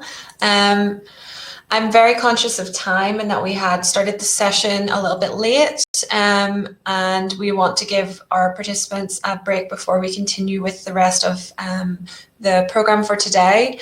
What I would suggest, if it's okay with our panelists, is that the team at WISE in Salzburg Global synthesize the key themes from the chat function. What we have coming up at the moment are questions around teacher training, around student dropout and digital divide. If there are other things that have come up for those of you listening from the talks, we would really encourage you during the break to drop those into the chat so we can gather those, and we will, with the agreement of our panelists, put them to them and share the results through our websites and social media after the conference. So on behalf of WISE and Salzburg Global, I would really love to thank the speakers for this session, Jaime Saavedra, Emiliana Vegas, and Lisbeth Steer. Thank you so much for all of your contributions to this session.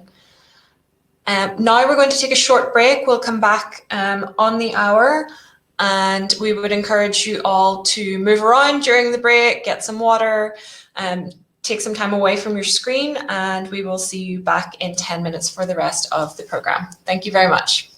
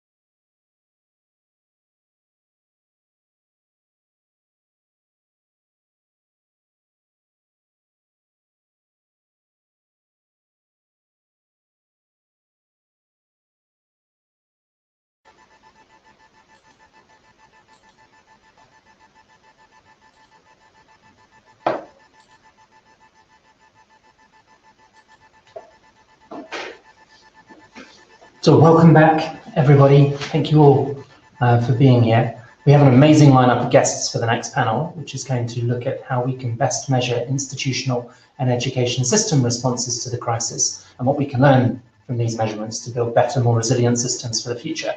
I'm really looking forward to this discussion. They're all incredibly influential and accomplished researchers, academics, and leaders. I will quickly introduce the three of them. So we have Fernando Reimagined, the Ford Foundation Professor of the Practice in International Education and Director of the Global Education Innovation Initiative and of the International Education Policy Program at Harvard University. Slide. Amongst many other things, Fernando studies and teaches about innovative education policies. Okay, thank you. And programs that help students develop competencies necessary for civic participation, for work, and for life in the 21st century.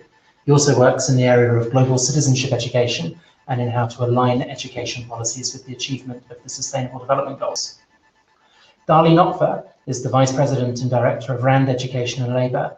Darlene holds the Distinguished Chair in Education Policy at the RAND Corporation.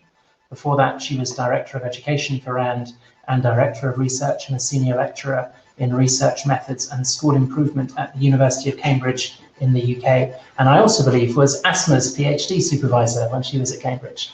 Darlene has conducted policy research studies for a number of local, state and national governments on issues that affect teachers and schools, including recruitment, retention, professional development, and the impact of policies on teacher practice. And our third panelist today has already been introduced. We've already had the pleasure of hearing from Manos Antoninis, Director of the Global Education Monitoring Report. Manos, thank you again for coming back in amongst all of your media commitments today.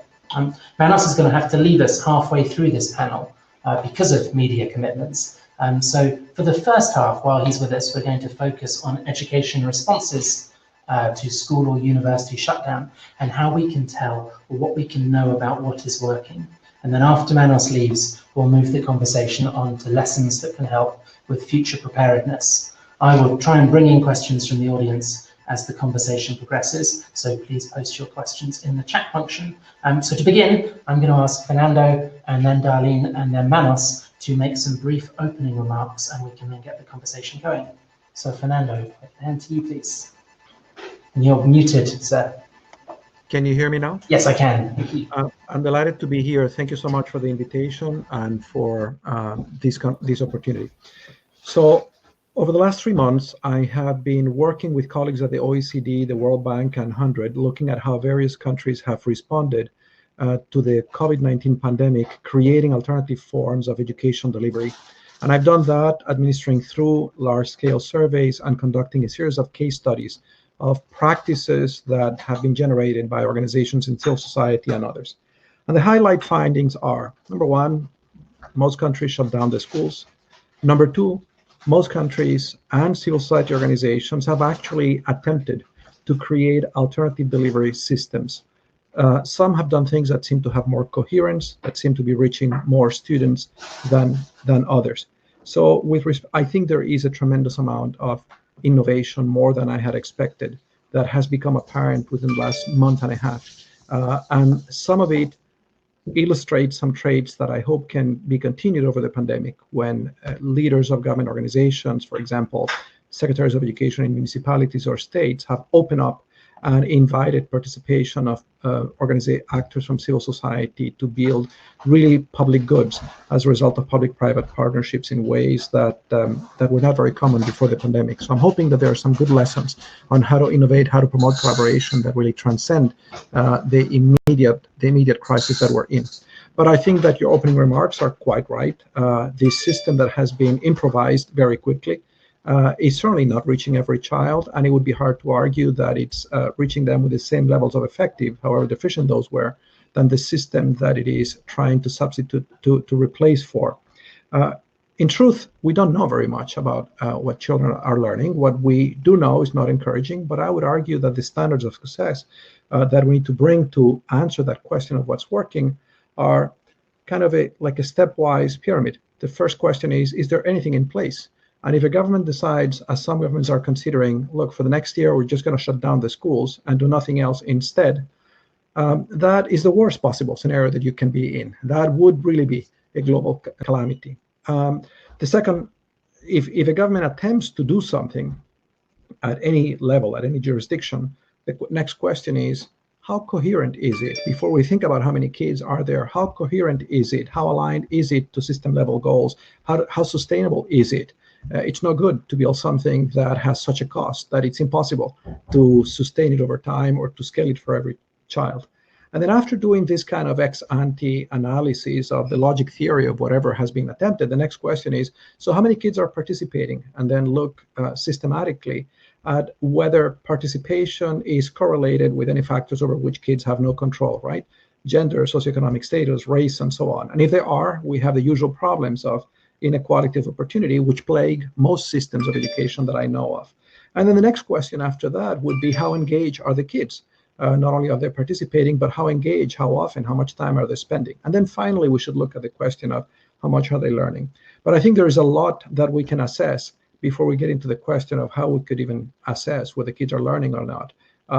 Because I think the main risk right now is that for many kids, there will be nothing. That there are some governments, I understand that's a decision the government of Uganda is considering, that are just, this looks very difficult. We have other priorities. We don't have the resources. Let's just shut down the schools and just accept as a fait accompli that for a year, we won't learn anything, we'll catch up next year. That would be real total disaster. Thank you for that, and thank you for being so succinct. So some grounds for optimism and also a call for realistic expectations in this first phase. Thank you. Darlene, can we bring you in for some opening remarks? Sure. Thank you for the opportunity. I think that I'm slightly more pessimistic than Fernando is about the situation, probably because the focus of my work has always been on low-income students, both in the US and abroad.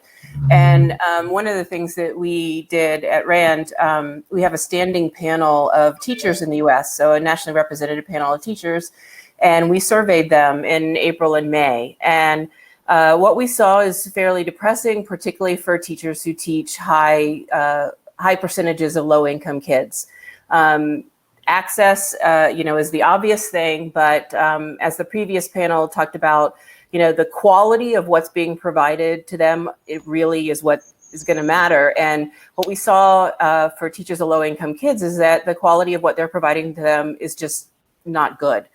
So, for example, we asked them what they were teaching to their students, and teachers with high percentages of low-income kids have been spending the majority of their time just on review. So they have not taught them new content during this period. They're just reviewing old content.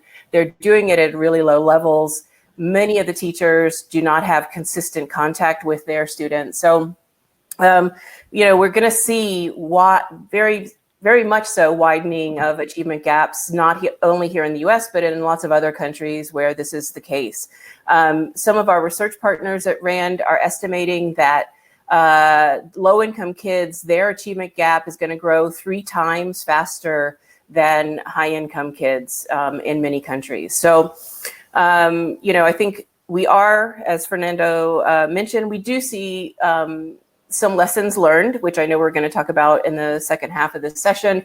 And I think that the conversation really needs to start focusing on that and what governments worldwide need to be starting to do and put in place so that next year that the education being provided to their students is much better and higher quality than what was done immediately during the pandemic. Okay, thank you, Darlene. So a more sober assessment of the current reality. Manos, and that gives us plenty of grounds for conversation moving forward. Manos, some opening remarks. I think I probably would be even more somber in the sense that the report traditionally looks less on high-income countries and more on low and middle-income countries. And there we see that essentially hundreds of millions of children have seen their learning stopped in recent months. Let's take them one by one because there are 2 aspects, right? So it's the aspect of whether they're accessing education and then the aspect of whether they're learning. So I'll just focus now on whether they're accessing education. We know that the poorest countries have relied much more on radio, for example. 2 in 3 low-income countries use this approach for primary education. As you go up the income scale, you see countries switching a bit more, relatively more, towards television. So 3 out of 4 countries in the lower middle income range focused on television programs for primary education. And then when you move further up, upper middle income countries, you find almost all of them doing approaching some type of online learning platform. However, low and middle income countries are really at a disadvantage for a transition to online learning platforms. Let's start from the bottom. Like Burkina Faso, Burundi, and Chad, 85% of the population do not have access to electricity, not to the internet. The share of households with internet access at home is 47% in developing countries, 12% in the least developed countries. And of course, let's not forget that it's issues also related to bandwidth, etc.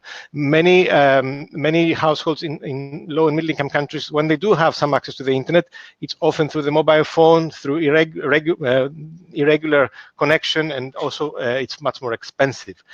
But I'll stop at this point just to say, even for these low technology approaches, even these have very little chance of ensuring learning continuity. Among the poorest 20% of households, the share of those who own a radio was 7% in Ethiopia, 8% in the Democratic Republic of Congo, 14% in Madagascar. None of them owned a television. And their share of, maybe you have in some countries in Asia, for example, you do find some of the poorest with a television, but still 5% in Nepal, 10% in Yemen. So we're really talking about a major challenge, just accessing even the most basic forms of distance education that are not even the ones that we expect children to learn from them. So in the countries that you were just referring to, did you see the ministries of education or the government investing in radio or television initiatives to try and respond to the crisis and help learning continue, in spite of the fact that the majority of households don't have that critical equipment?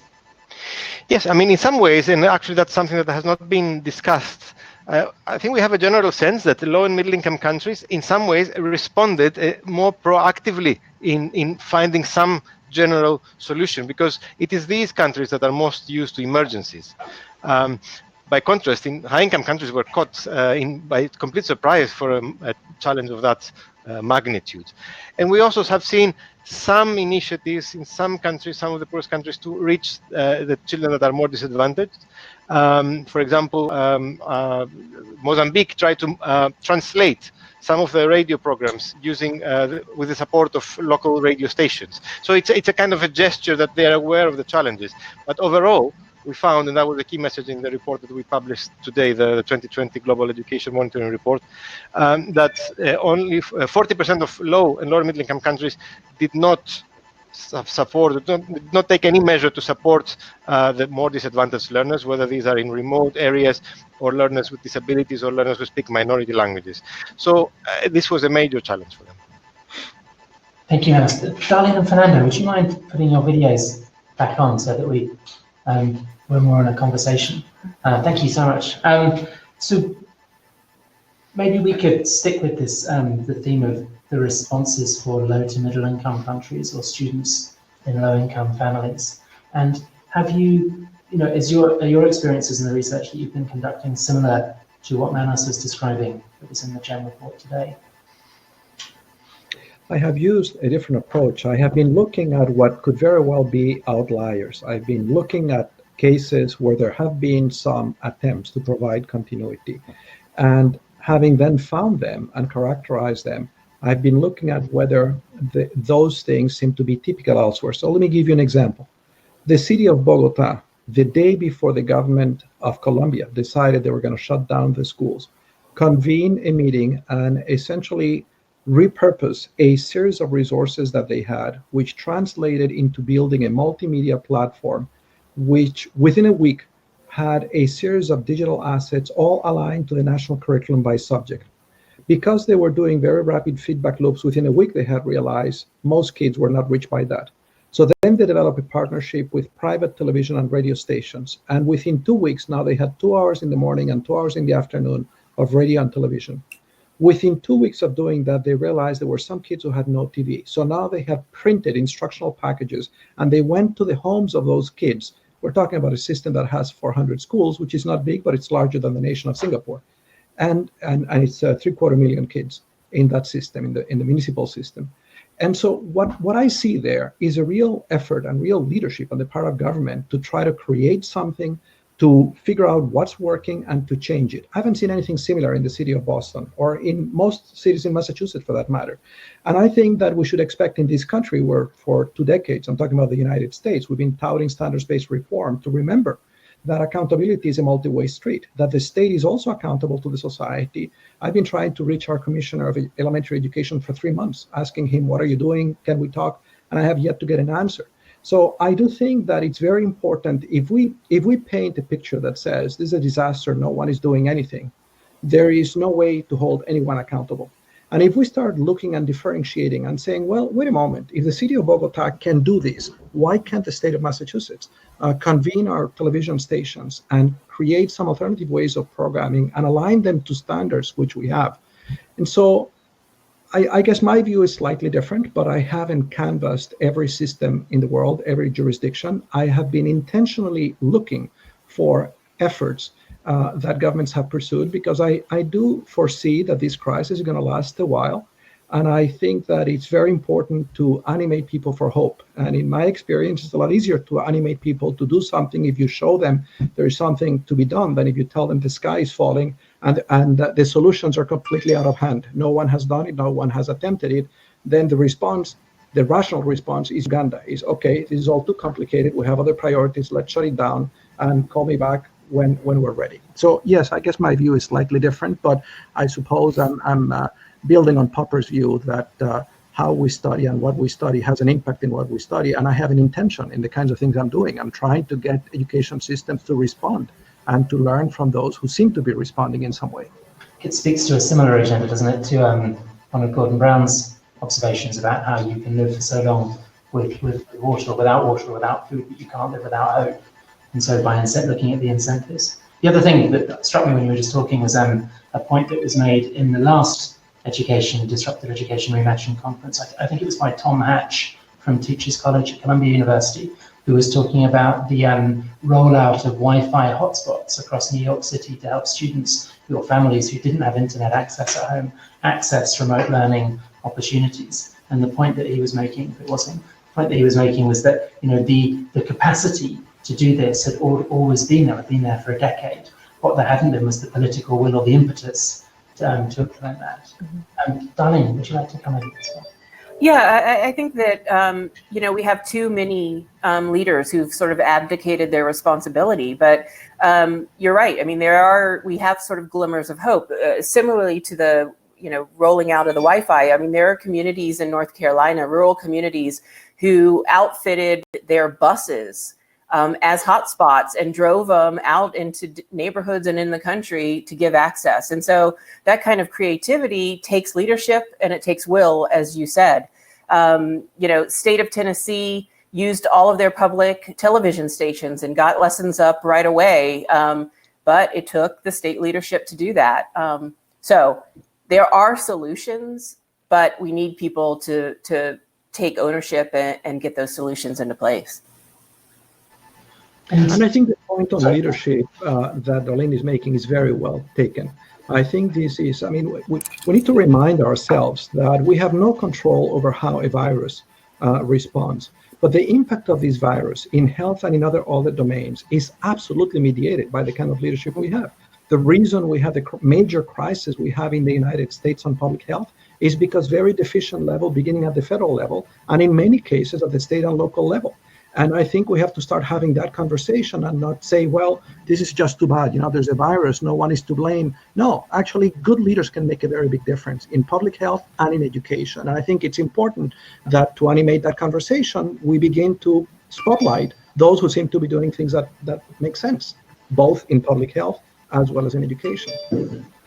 Manos, you're the director of one of the most influential pieces of research that comes out each year. So do you see a role for you in the evolution of the GEM report and providing that kind of advocacy and championing of, as Fernando said, the outlier examples that show what is possible?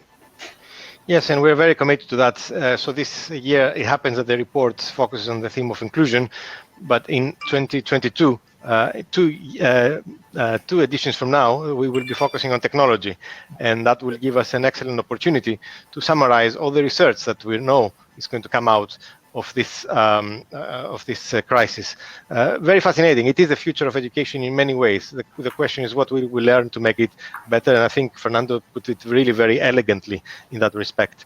One thing that is very important, because we talked about data, let's not forget that governments will have to take a very serious responsibility to monitor very closely whether children return to school when the schools reopen, and that's a very difficult situation. Many governments will be challenged through their administrative systems to find out exactly what is happening.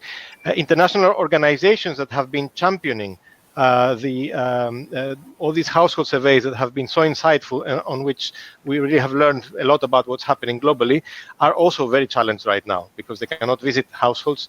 Some of them, though, the World Bank, UNICEF, are trying to contact families through phone surveys, and it is really very interesting. It will be very interesting to see in the coming weeks and months how they manage to give us very, very quick information to understand whether children have been convinced to go back to school. We are optimistic on that from that point of view because the Ebola crisis that we often compare the situation is not necessarily very typical and characteristic, because Ebola was a particularly virulent, particularly difficult disease that families were really scared of. So we think maybe now there will be less of such a constraint despite the risks. But the problem will be the poverty. The crisis is expected to be deeper. So that's the big challenge that we have to face. Are you now staying with us, or do you have to? I will have to go now. I think you probably gathered from the noise in the background. You're being summoned. So thank you very much again for making time for this. Thank you so much for putting up with me and my rude departure. Thanks, Hannes. So there's some really interesting responses coming through in the chat to what you've all been saying. I think there's a sort of cluster of questions around how do you temper the enthusiasm from middle to high income countries for technologically driven responses and virtual learning platforms with the reality of access challenges, and are you seeing, what sort of safety measures are you seeing put in place to try and ensure that the digital divide doesn't accentuate inequalities within the systems? Maybe Darlene, could we start with you? Sure. I mean, I think it's really generated a conversation about access in say countries like the US or the UK, and I'm starting to see a shift about whether or not access should be universal. So should we be treating the internet like we would any other, like electricity or like water? It's started to have a conversation. I don't know if we'll get there, but I think that's where we need to go if we're going to have to rely on technology in the way that we have during this crisis to transmit education and other things like healthcare provision as well. Sorry, Fernando? Yeah, let me just say that I'm not sure that I share the view that the countries with more resources are going to fare better than those who have less, unless we're talking about really the two extremes. Because if the question is leadership as the mediating factor, I don't necessarily assume that good leadership is disproportionately represented in places that spend a lot more money for educating their kids. So I'd like to see the evidence on that. I mean, obviously connectivity and so on is going to be greater. It doesn't mean that those resources are going to be better used.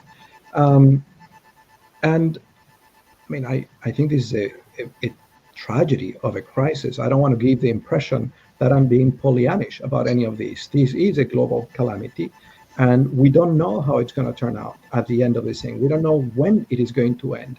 I am preparing myself for the possibility that this might be like the 1918 pandemic. If you look at the trends in the United States, where we haven't been able to actually bring down the curve of infections like countries in Europe have, I don't know what the fall is going to look like in these countries. So I'm preparing for the worst.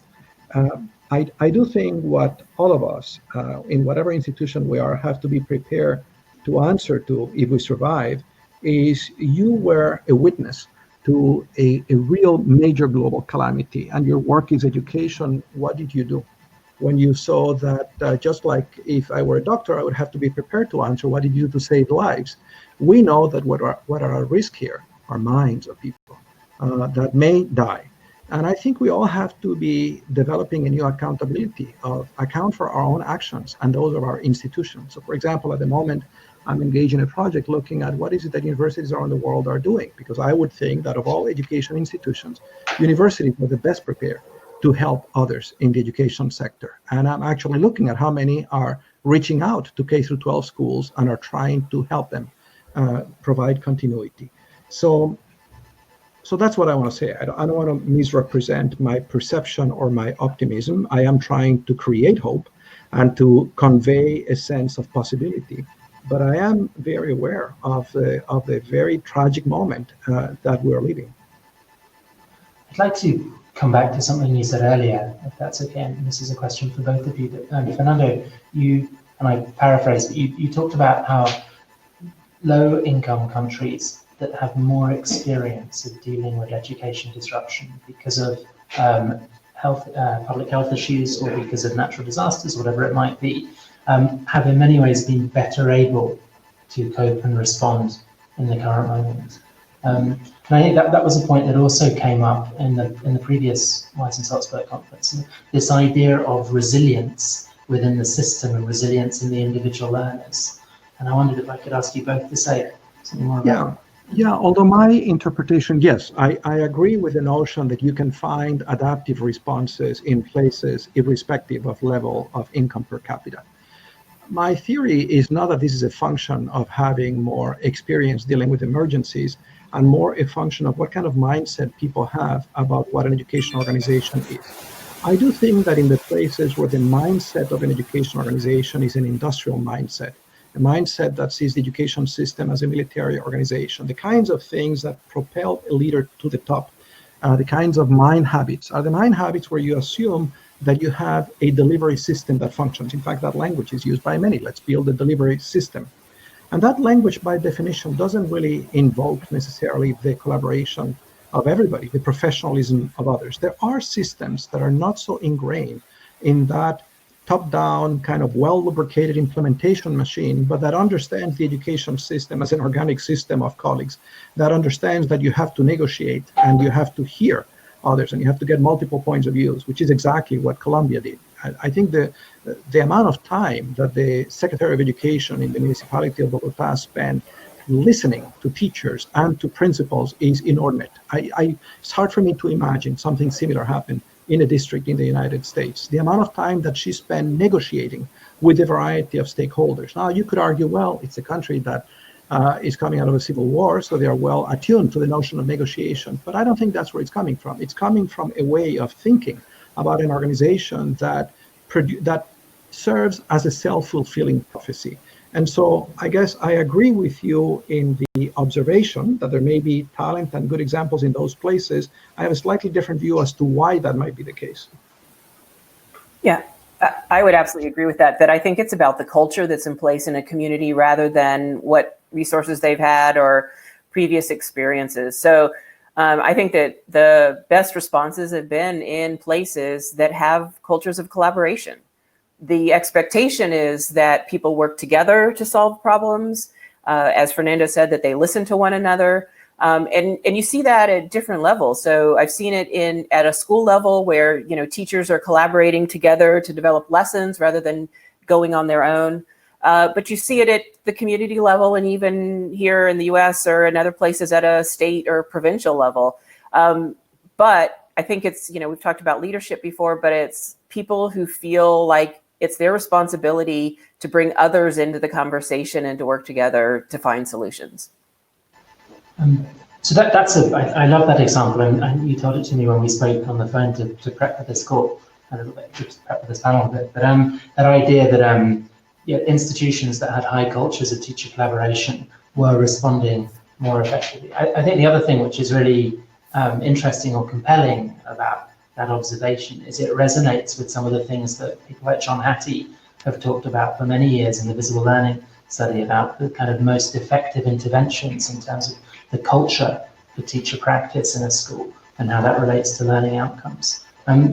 I wondered if there were, and it's a neat moment for us in this conversation to transition to thinking about preparedness and what are the kinds of behaviors or the cultural context that you've seen at either institution or system level that we are now seeing are particularly effective in supporting responses that we can try and incentivize many more institutions or systems to adopt? One of the things I have observed, although this might reflect a preconceived bias on my part, is that the educators that are in touch with colleagues in very different jurisdictions, in places that are very different to their own, and who are open to the possibility of learning from others and reinventing things, whether those are teachers, school principals, or municipal leaders, municipal secretaries, seem to be more likely to be creative. And I suppose it's the old idea of what made Florence extraordinary, right? When the Medicis were there, they brought this confluence of different people and they stimulated each other. So I've seen now a number of examples where teachers who are part of networks where they have colleagues in 55 different countries actually hear of something that was tried in a different continent and they said, I could adapt that here, and they created. And so I think that providing people with exposure to different systems, different ideas, building networks where information flows freely, creating systems where the good ideas can come from anywhere that are not hierarchical in that sense, where you don't all look to the superintendent for them to bring the idea from on high, but where there is a real meritocracy of ideas. I think those are good traits, and certainly breaking down silos within government and between government and the private sector.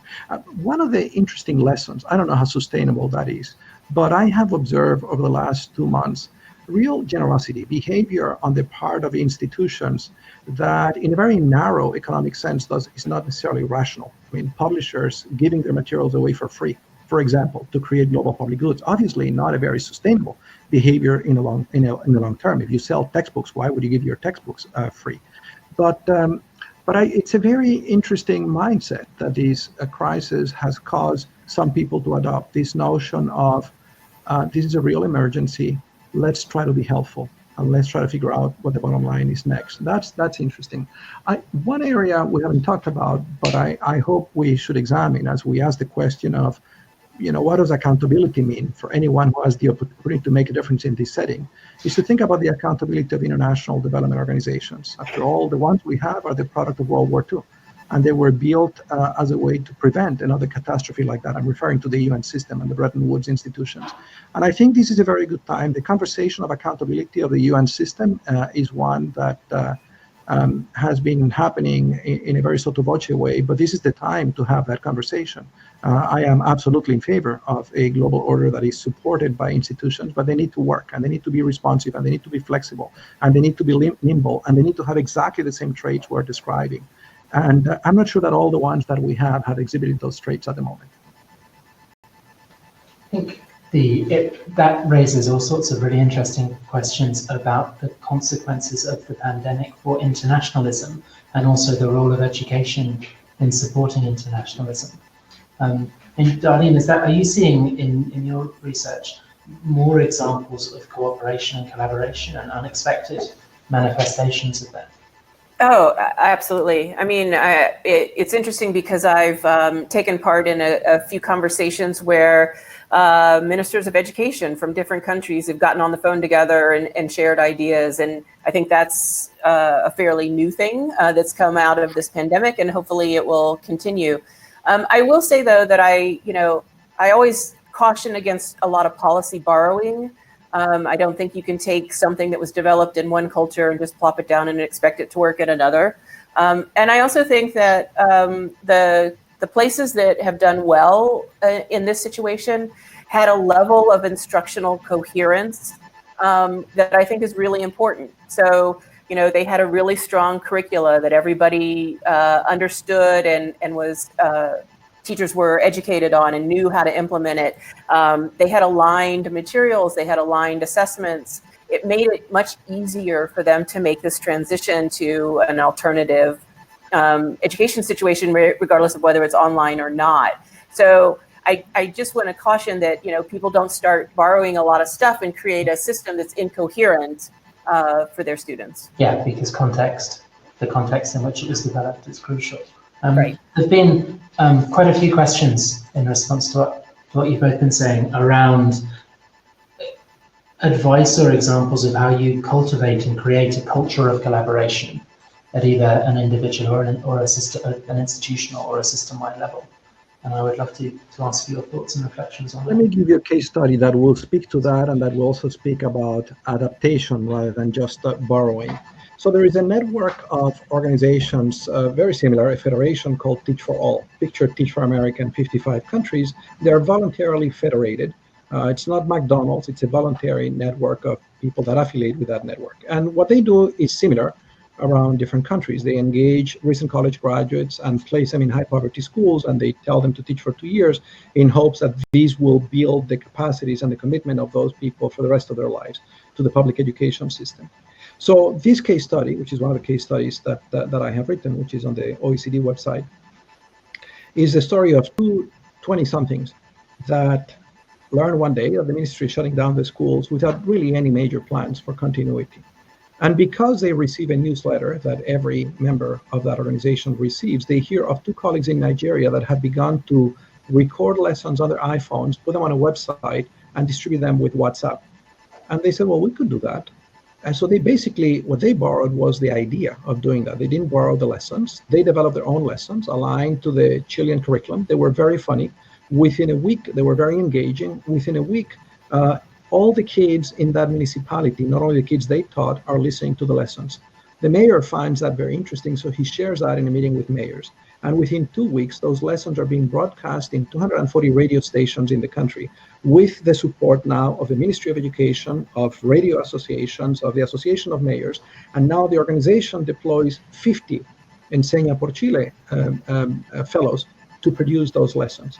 So if you dissect that case and you say, okay, what's at the core of that? Well, at the core of that is two individuals that have the initiative, inspired by what fellow members in this network do to actually create a solution. It also involves mechanisms for them to share what they did with others, a certain amount of fluidity of ideas, capacity to spread ideas so that there is a rapid adoption within the city. There is leadership on the part of the mayor to actually pay attention to positive deviance and to say, hell, this is cool, not just for my city, I'm going to share this with others. And then there is the willingness, the generosity of the radio stations who work with the mayors and say, yeah, we want to make this happen because at the moment we have nothing else for kids in rural areas. We don't have internet, we don't even have television. So I think this gives us some clues. I think I could do a similar analysis for other cases about the conditions that made it possible for two people in their 20s to develop a solution for an entire set of kids in a country where the government had none. Yeah. Yeah, I would say the other thing that occurs to me from that example is also the notion of adaptation. So you take a sort of principle or an idea and have it fit the local context, which I think is crucial. So do you, when you see examples like that and you see how they could be repurposed and adapted and applied in different contexts, does that give you both more grounds for optimism about how we can emerge from this crisis and how education systems can be both more resilient and more responsive to the needs of the 21st century, to the kinds of things that Stefania Giannini was talking about earlier? I think that for me, the people who have this this notion of collaboration, you know, they're going to search for new ideas and they're going to adapt them and adopt them and do everything they can to manage the situation. My concern are the people who don't think that way and how we get them to start thinking that way. So how do we get people who are in these leadership positions to start talking to other people, to start thinking about how they adapt ideas for their context? Those are I think that's the problem that we really need to grapple with in this moment. I share the exact same concern. I mean, I think it's a glass half full, half empty. What gives me hope, a sense of possibilities, to see that there are people generating innovations. But I think the reason they're doing that is fundamentally because of a mindset that they have. For example, the city of Bogota didn't all of a sudden say, okay, let's recreate the school in the home. They realized that wasn't possible. It wasn't going to be possible for a while. They said the place of learning is going to be the home. How do we make the home the best place for learning for the duration of these, and how do we engage the teachers? So that is a mindset that sees this problem not as a technical problem, but as an adaptive problem, where you have to be willing to suspend belief in your ideas about what is the right role of a student, what is the right role of curriculum, what is the right role of the teacher. And you have to be willing to think anew and to say, given these circumstances, what makes sense and what can I do? Now, one fundamental mindset is, can I learn from others? Can I learn from a system different than my own? And I find some individuals, and perhaps even some institutional cultures, very refractory, very close to the possibility of learning from other systems. In fact, one of the very toxic habits of mind is this habit of mind that says, well, if the country is poor, what could Massachusetts possibly learn from Bogota? I think this is causing us great harm. To believe that you're the center of the universe, that you're the hub of the world, is the sure recipe for disaster in a situation like this. A lot of your work is focused around social and emotional learning, if I've understood correctly. And a lot of the work that we do in education here in Salzburg has also looked at social and emotional learning over the last few years. And one of the really interesting research opportunities within the SEL field feels like that there is a much more equitable space for knowledge exchange than there is in other areas of education reform. And there are some really great innovations in SEL coming from countries that don't top the PISA league tables or aren't part of the OECD or would fall into a majority world or a developing country context. And do you think that, well, first of all, do you agree with that from your research, Fernando? And then do you think there is a kind of moment of, not of reckoning, but of renewed opportunity, that there will be a greater culture of... I agree with that premise for sure. I'm seeing this, that there is a lot more attention to those issues. I hadn't thought about this space as being a lot more equitable. And I just haven't thought enough about that as a way to learn from others and so on. But yes, I do think that this pandemic is causing a moment for people to think a little bit more broadly about what does education need and mean. And I'm hoping, I actually think that's a very good thing, that we're having that conversation, that more people are asking those questions. And I hope we will not stop asking those questions by the time we have a vaccine and we can roll it out to the majority of the world population. Those are very important questions that we've been grappling with for some time. And I think this crisis has just created a new momentum behind them. And I think that I hope will be one of the dividends of this crisis, that and the innovation dividend. Yeah, if we come out of it with compassion or a culture of cooperation being much more central in education thinking and what we value and what we want to hold dear in education, that would be a remarkably positive outcome. We're almost at time, so I wonder if I could ask you each for a final reflection, maybe focused around the idea of, if you had to give one piece of advice that might help institutions. I'll start. I've said this before, but maybe not to this audience. As I think about past pandemics, I think about two big ones: the Italian pandemic, the bubonic plague of the 1300s, and the Spanish flu of 1918. Both had very different, even medium-term outcomes, as I understand them. In the case of the bubonic plague, the Black Death in Italy, in many ways, it accelerated the demise of the Middle Ages, the medieval order, caused people to be a lot more skeptical of the authority of the church. I hope I don't offend anyone. Caused people to be a lot more interested in human reason. Caused people, to some way, it gave rise to Italian humanism and the Renaissance, which I think was a great thing, because eventually that gave us the Enlightenment and it gave us democracy and so on. The pandemic, the Spanish flu, had all kinds of, caused a lot of havoc. And there's a paper that was recently published by the Federal Reserve Bank in New York that looked at the impact of the pandemic on municipal spending in Germany. Well, it basically depressed spending. And what that did was to cut out a lot of people from basic social services and to help radicalize, essentially animate a series of right-wing extremists, which eventually made a relatively unknown individual like Adolf Hitler, who was really unknown in 1920, into the elected chancellor of Germany. So the argument of that paper was the pandemic actually contributed to the breakdown of democracy and the rise of Nazism. I think that this pandemic is acting like an accelerant in many pre-existing conditions that were very complicated: social inequality, political mistrust, challenges to democracy, sustainability of our actions, and so on. And who knows what this is going to bring in the end? Who knows? I think that all bets are open. I mean, democracy has its own challenges, was having its own challenges as a result of this new intolerant nativist populism that is spreading like a virus around the world. How is that going to interact with this pandemic as countries have to absorb the financial costs and come to terms with all the losses of both lives and education and jobs? I have no idea what this is going to give us. I have no idea what this is going to give us: a more vibrant democracy, a lot more people who are skeptical of democracy, and it's going to make room for extremists who say, forget it all. You know, it's a lot easier to manage these things when you have few people in power and they have total control. But I don't think that those cards are played. I mean, whether we go one way or the other depends a lot on what people do. And by people, I mean everybody. I mean, each and every one of us is empowered. Each of every one of us is in a position where we can influence others, not just how we ourselves make sense of this tragedy, but how others make sense of this tragedy. And when I talk about creating hope, I don't talk about it in a naive sense of just talking hope. I talk about creating hope, showing that it is possible to do the kinds of things that Darlene was talking about with difficult circumstances. So I'm hoping that the 378 individuals who have spent some of their time today with us are doing it because of that shared commitment, to show that they care enough about humanity and about a world that is free and where it's possible for every person to become the best version of themselves, to implicate themselves in building the hope that we need, because it's surely not going to happen any other way. The emphasis on creating hope is really well taken, because it brings the emphasis of being an upstander at a terrible time for humanity.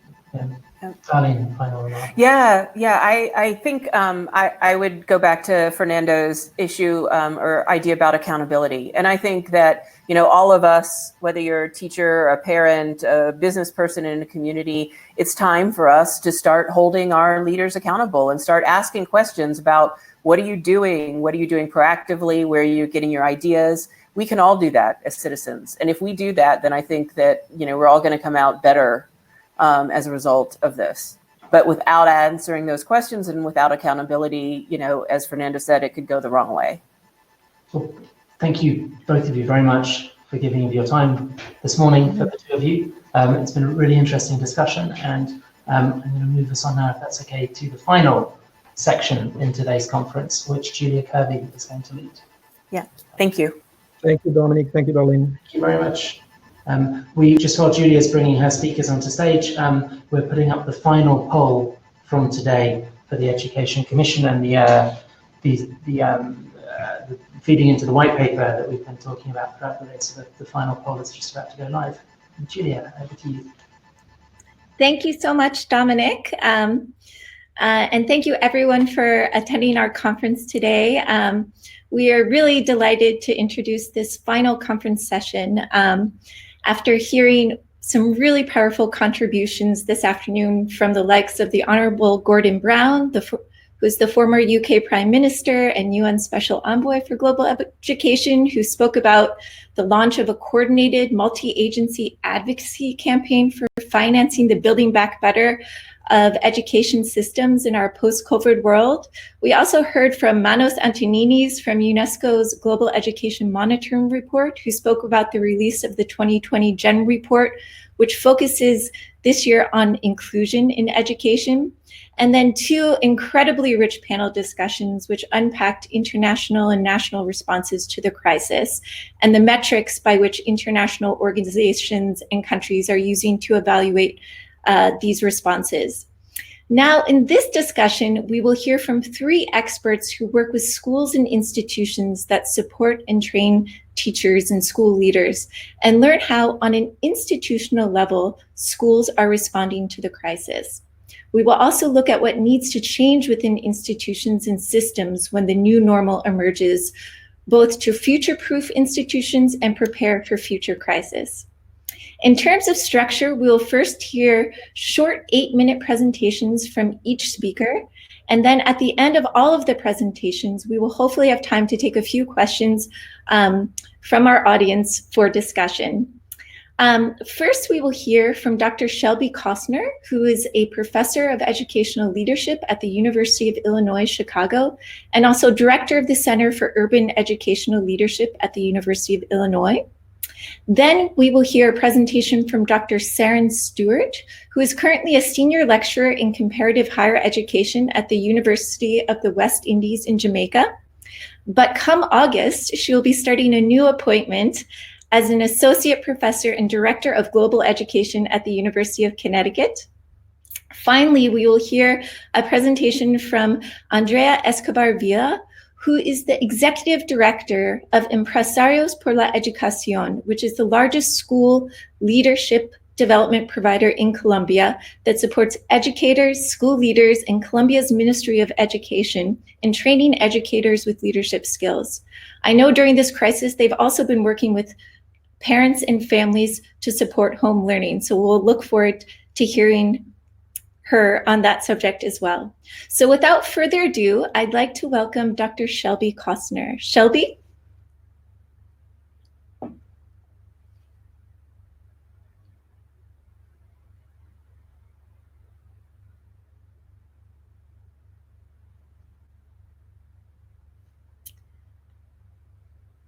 We'll just wait a moment for Shelby to join us.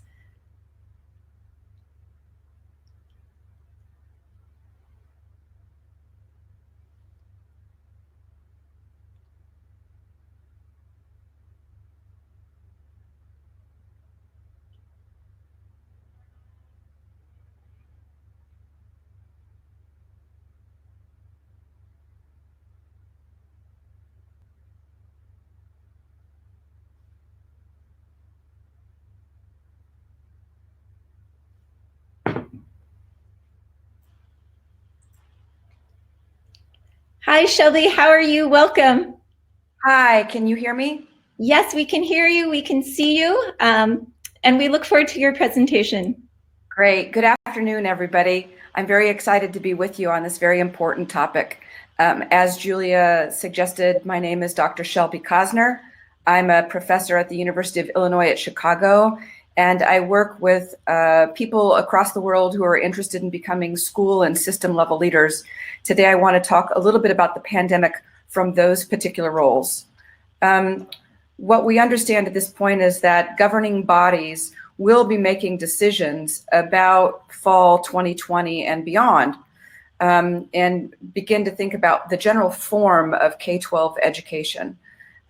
We could be looking at remote learning, a combination of hybrid or in-person, and we know that we could make a decision in the fall for return that could be adjusted one or more times throughout the academic year. But beyond that, boots on the ground in the actual school setting and in school systems across the world, there will be very little guidance about actually how to respond beyond these general forms of thinking about schooling.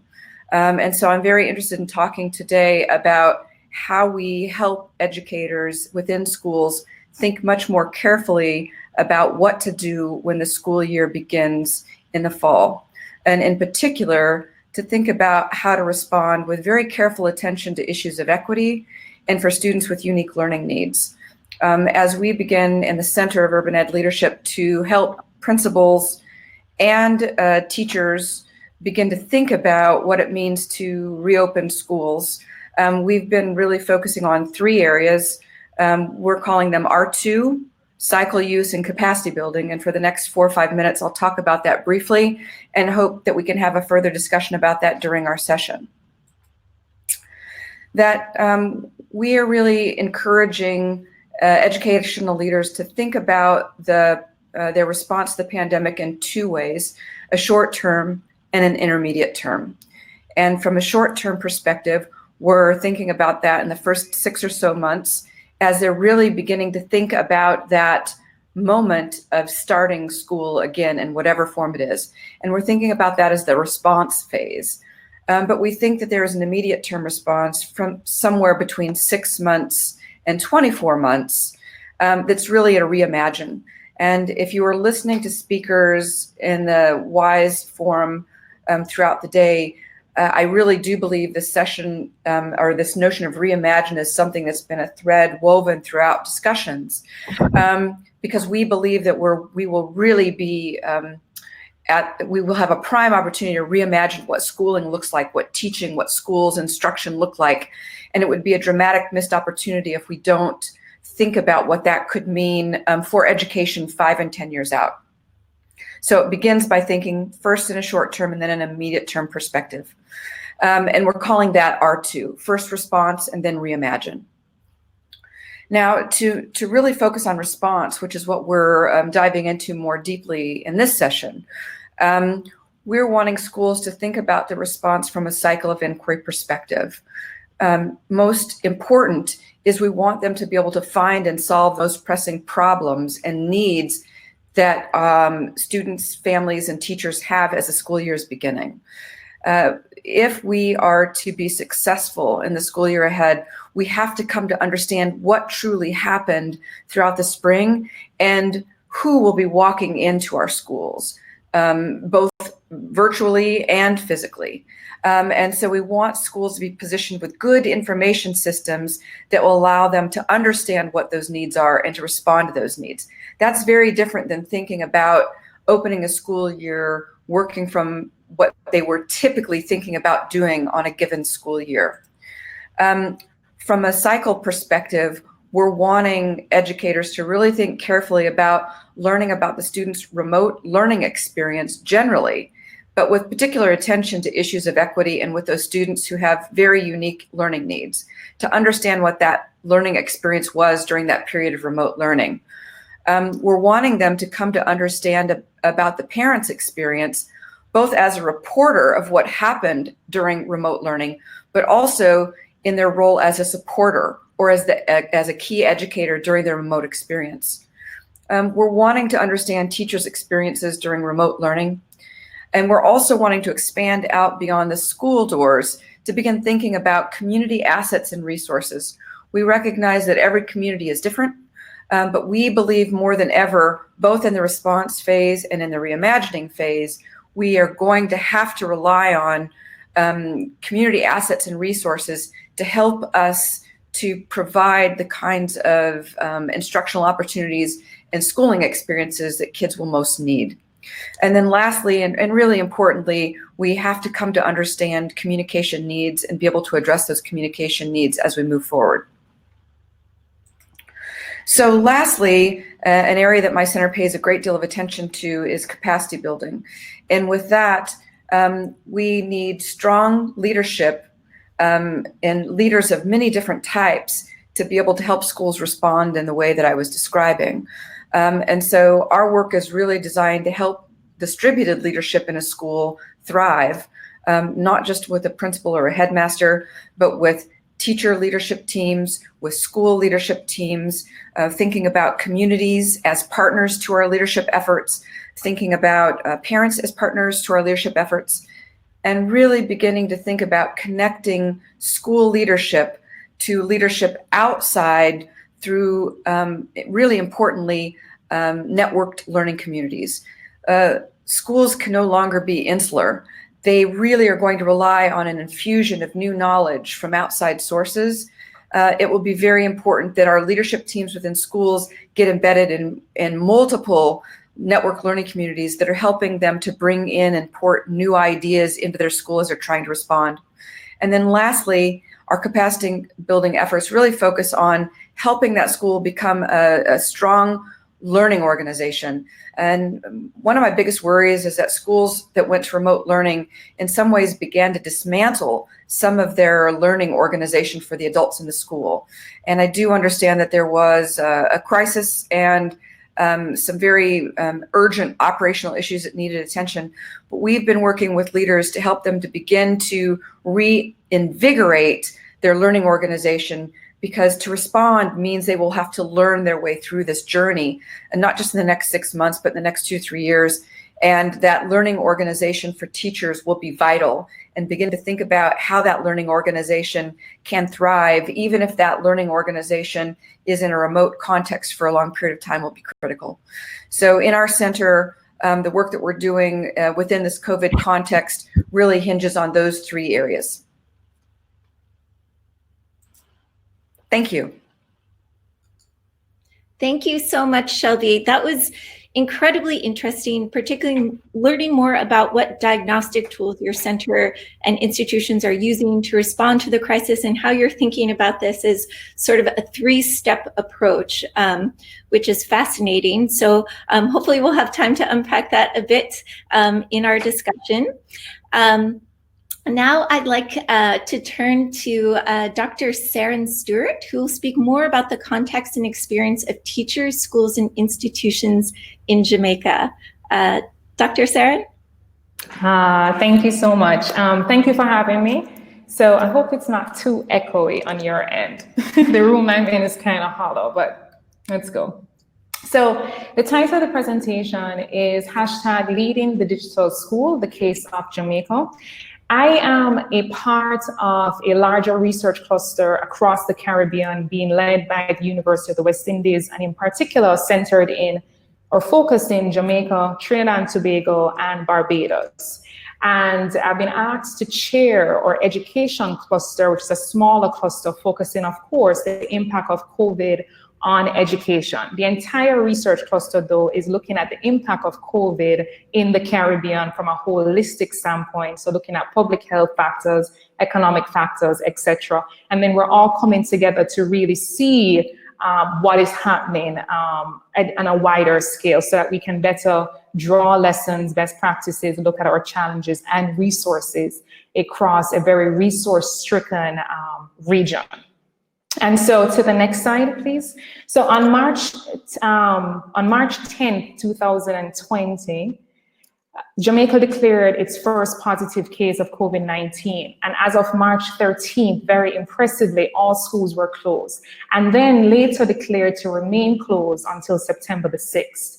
According to the Ministry of Education, Youth and Information report, approximately 600,000 students across the early childhood to tertiary levels and in 3,600 schools, both public and private, have been affected. What we know is that in the Caribbean, it is projected that the inequality gap will widen as it pertains to advantaged versus disadvantaged children and young persons. And the government's responses have ranged from providing remote learning training for teachers, distributing smart devices, lobbying with private sector internet companies for zero-rated websites, to having teachers deliver televised and radio-based programming lessons. However, with the significant social inequities prior to COVID, roughly 30,000 students in Jamaica remain unreached throughout the period. And then the quality of teaching and learning varies significantly, widening yet again the inequality gap. So between the period of June 8th to July 3rd, secondary schools in particular have really been used as our pilot, as they have been reopened to accommodate lost learning from grades 11 to 13 for their final exit examination through our regional exams. What we're seeing is a myriad of challenges and successes, and as a research cluster, we are examining essentially the widening of this inequality gap. So we're asking these pivotal questions. What are the current mechanisms to support still home education in Jamaica? How can the implementation of an evidence-based intervention recover lost learning? And then what strategies are in place to prepare schools, teachers, students for the reopening on September the 6th, and then for the post-COVID-19 era? Next slide, please. So currently there are 150 schools that are currently open in a myriad of shift schedules, and there are 76,000 students right now today going to school, ranging from grades 11 to 13. And there are overall about 600,000 students that are currently affected and in need of various technological and resource support in order for them to continue education, for us to assess and help assess where they are. The Ministry of Education a couple of weeks back has released a report on the 3 phases to reopening. And what we're seeing is these timelines are very blurred. So essentially, we're currently in what is technically the pre-opening phase. However, with 150 of our secondary schools currently being reopened, we're also in a partial pre-phasing opening as well, and we're examining what that looks like. And so the media has it out that in some schools that are traditionally more resourced, there has been a smooth transition. However, in other schools where there are issues with sanitization, regular water flow and access within bathrooms, etc., they have been flagged for missing some of the pre-COVID-19 measures declared by our Ministry of Health.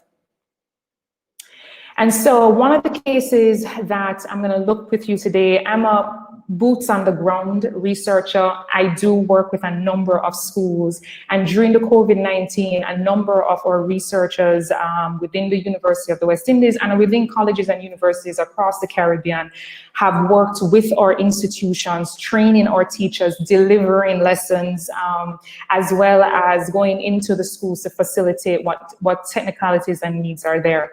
One of the cases I'm bringing to you are Arakabessa High School in St. Mary, which is one of our smaller districts towards the northern end of our country.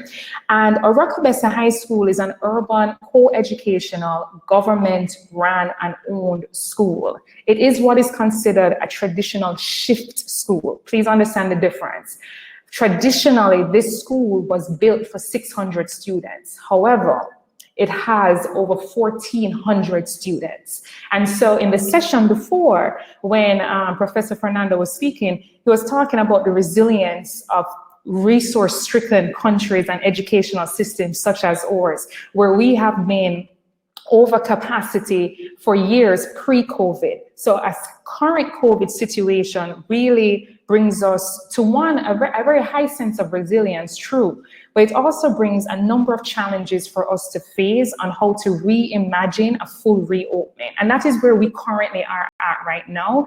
And we're in this partial phased reopening, really seeing what has worked with the 150 secondary schools and what cannot work or is not working. And so in interviewing some of the leaders of the school, these are some of the data that came back out. We're adjusting to hashtag leading the digital school became the norm for the educational leaders and administrators of the institution, and speaking towards all kinds of permutations and combinations of approaches being considered at this time, such as the shift system, where that was being meandered out in the past years. It has now become the center of what most scheduling will look like in our schools.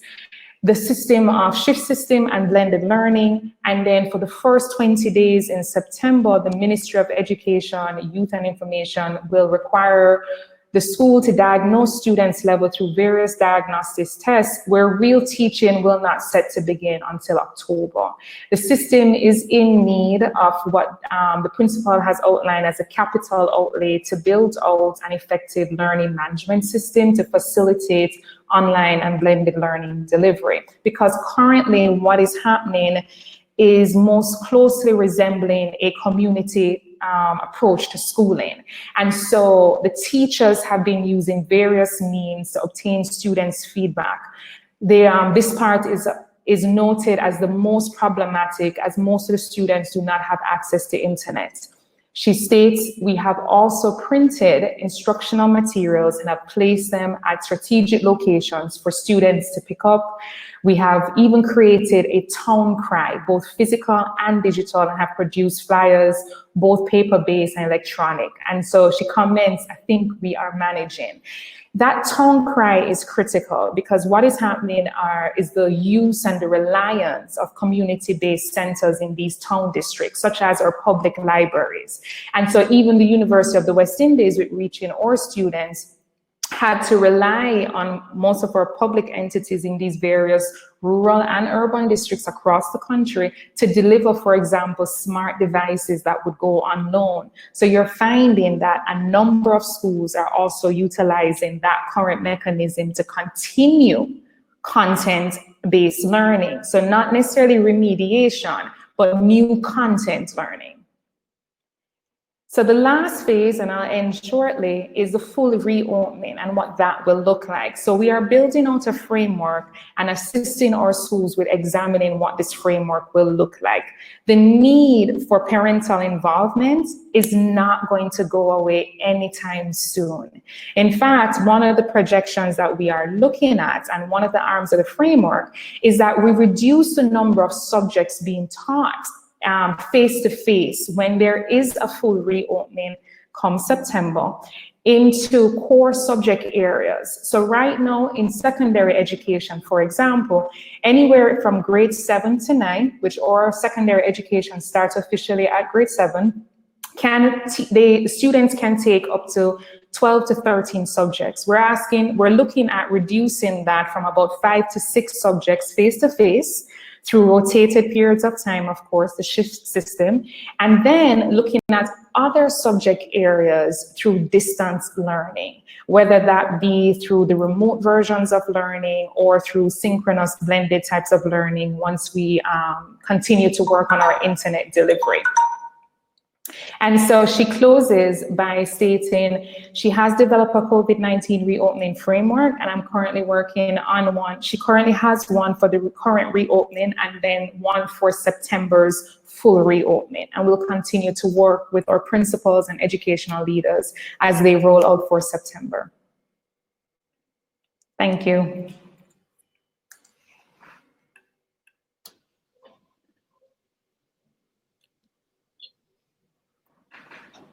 I can hear you. You can't hear you. Muted myself. Thank you. Talking about technology, but I just want to say thank you, Saren. You made some really insightful points here, and I appreciate that you highlighted this point about connecting what is happening at the national level and then how this is actually being translated into practice in the schools. And that's really what we're here to talk about today. Absolutely. Yeah, and also, and how this, depending on the school, depending on the environment and the context, this happens in different ways, and equity is a huge issue, which has been a really major theme in our event in April and in our event this week. So thank you so much, and we can discuss more if we have time in the discussion, but really appreciate your presentation. And now I think this actually shifts really nicely into our next speaker, Ms. Andrea Escobar Vila of Empresarios por la Educación. Andrea will now discuss how her organization is working with schools and educators across Colombia.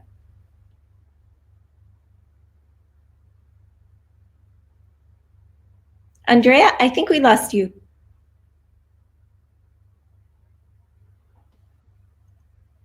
Hi, Julia, can you see me? Sorry. I see you now, no worries. Sorry. So, are we ready? I lost you for a second, sorry.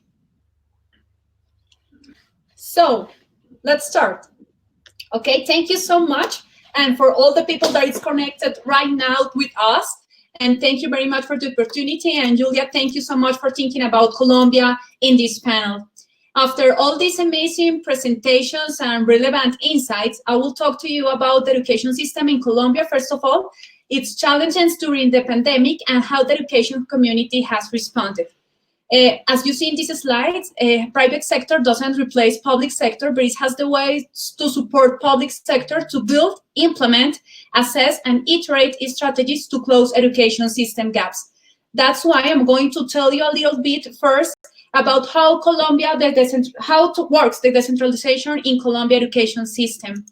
In 1993, the national government allowed territories to have more space to respond to particular needs, autonomy, and more budget. This means that the National Ministry of Education is in charge of defining national policy, giving technical assistance to the Secretaries of Education, and monitoring and surveillance. This is important because while overseeing the 96 secretaries of education, those 32 that you see on the slide belong to the regional secretaries and are in charge of all the small municipalities located in rural areas such as Amazonas and Antioquia. And the 60 secretaries belong to medium-sized municipalities such as Cali, Medellin, among others. And the 4 that you see there belong to large districts as Bogotá, Barranquilla, Cartagena, and Santa Marta, maybe cities that you know. The decentralization gives functions to territories in terms of management, financials, and pedagogical processes. So in Colombia, we don't have a common core, we just have a national guidelines, and each school organize its own curriculum. This is really important to know.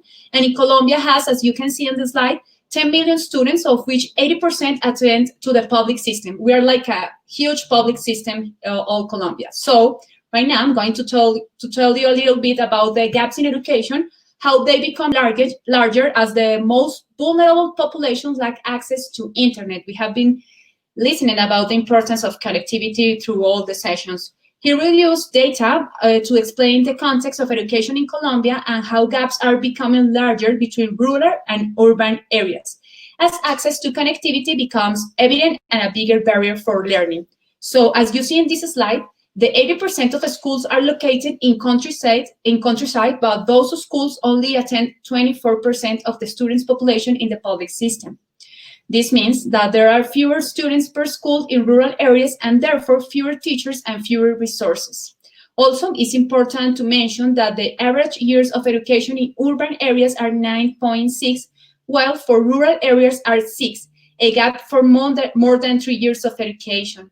In terms of connectivity, recent national data shows that around 50% of Colombians are not connected to the internet.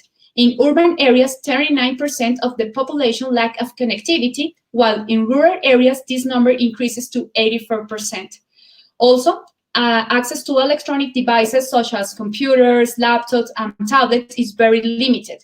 Around 60% of Colombians don't have access to any of these devices, and the gap between urban and countryside is also large. In urban areas, the 50% of population lack access to electronic devices, and in rural areas, 90% of the population do so. So we have used our information and the foundation systems to analyze how these conditions affect student learning throughout the country. What you can see in this graph that is in this slide is showing the correlation between 3 variables: quality of education on the vertical axis, percentage of a school with information technology ICT devices within each Secretary of Education on the horizontal axis, and the percentage of rural population in each territory. The relationships shown in the graph are that the Secretaries of Education with the highest percentage of a school with ICT devices obtain better quality results, and you can see it on the upper right, and the Secretaries of Education with the highest percentage of rural populations are the ones with lower access to ICT devices and obtain lower results in terms of quality. You can see in the reds and the oranges there in the graph. The higher the percentage of rurality, the greater the dispersions in terms of access to ICT. In general, there is a correlation between the existence of technological devices with the improvement of learning. Although technology is an excellent strategy to mitigate distances and the gap between urban and rural contexts, in Colombia it's privilege of urban contexts, which lead us to question the strategies of device availability and connectivity and conclude that limited access to connectivity continues to affect those who were already vulnerable before here in Colombia. That's why this pandemic has demonstrated that the evidence should not wait. Students lack access to internet, while teachers don't have the necessary expertise to develop digital content. In Colombia, most sectors have reached the era of connectivity, but the education has not. This is a huge issue here in Colombia right now. So I'm going to tell you a little bit our approach in Empresarios por la Educación.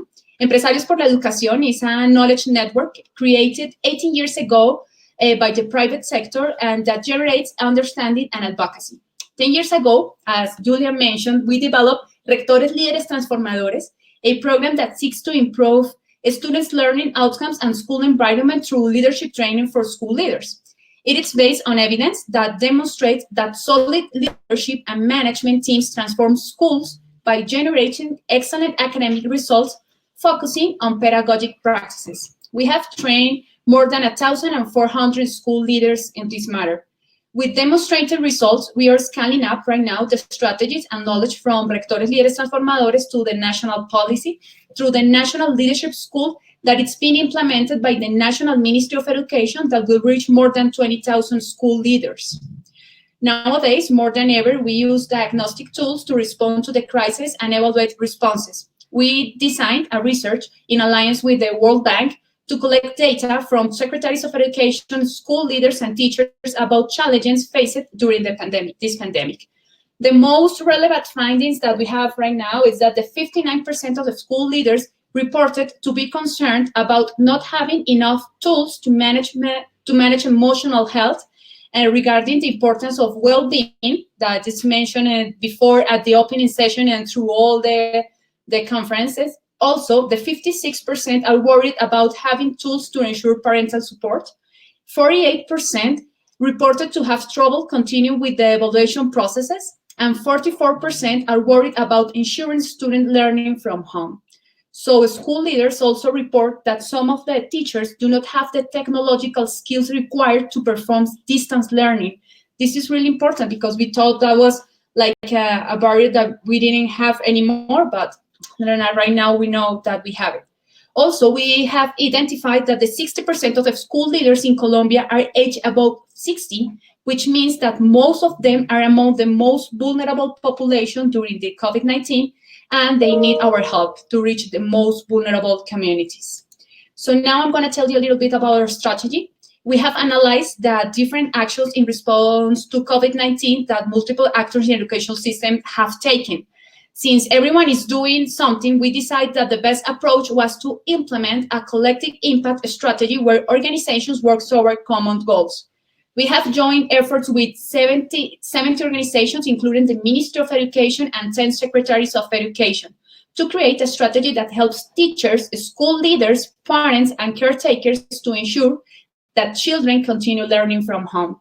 This initiative seeks to provide tools that strengthen leadership skills, provide pedagogical material, and manage well-being management and management of emotions, creating collaboration networks to provide support during the crisis. We use different communication channels that we already heard about it, such as the social media and digital media.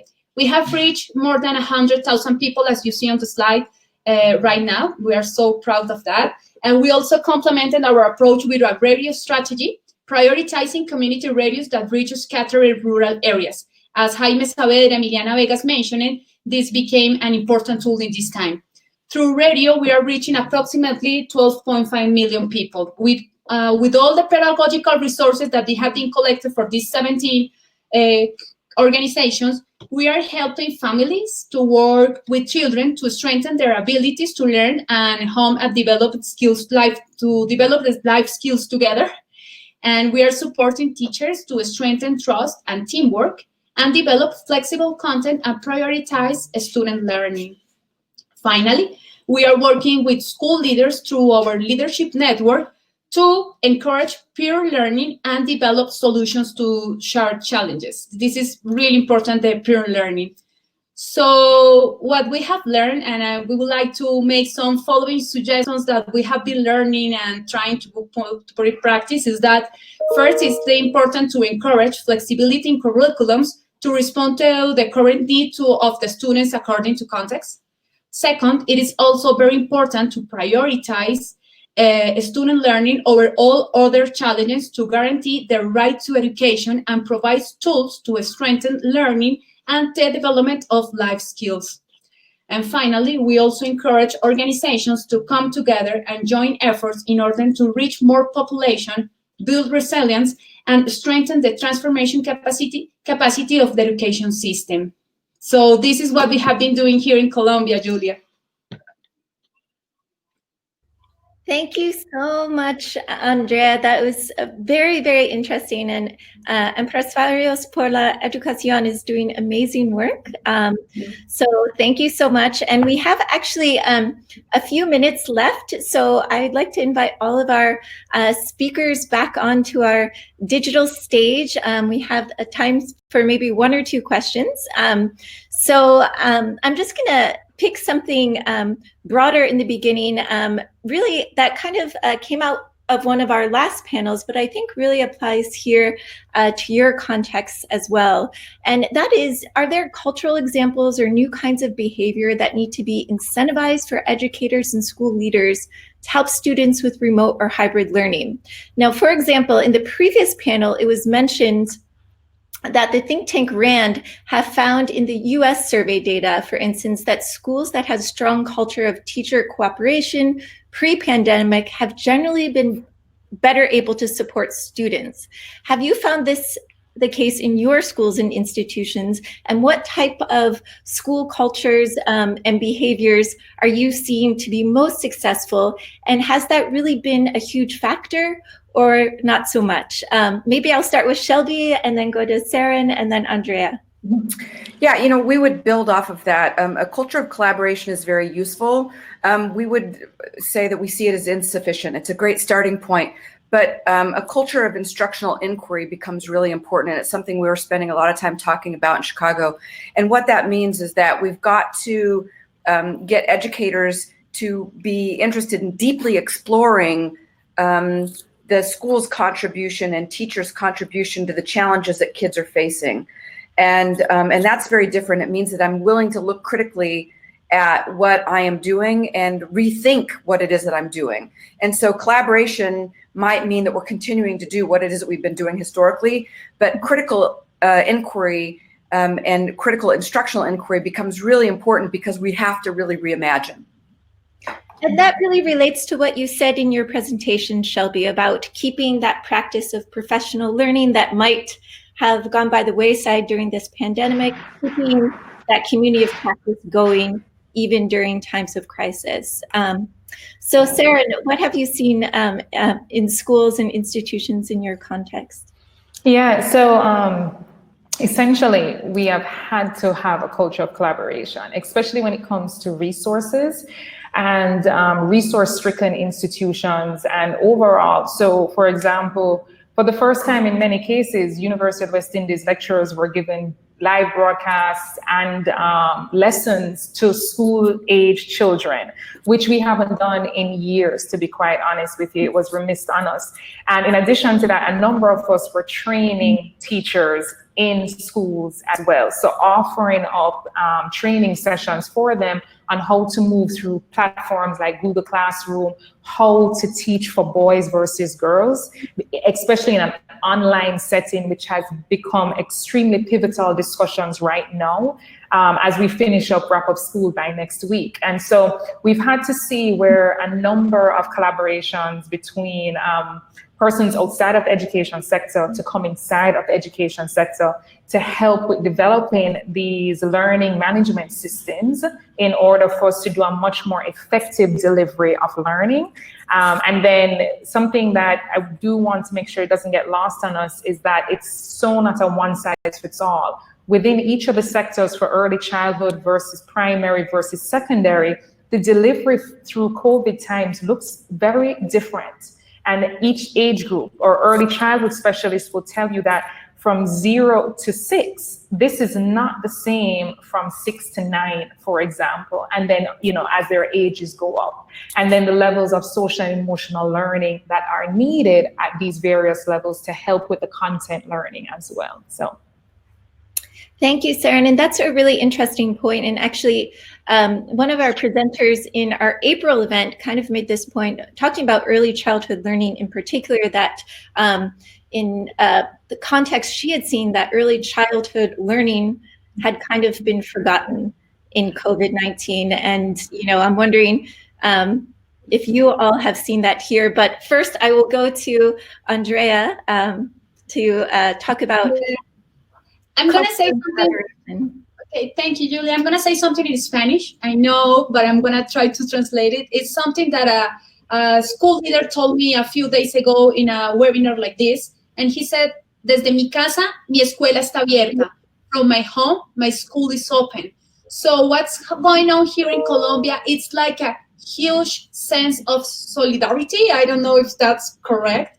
But, you know, the teamwork is going bigger. Everybody's helping everybody because we have so many needs in terms of connectivity, in terms of devices, as I already mentioned it.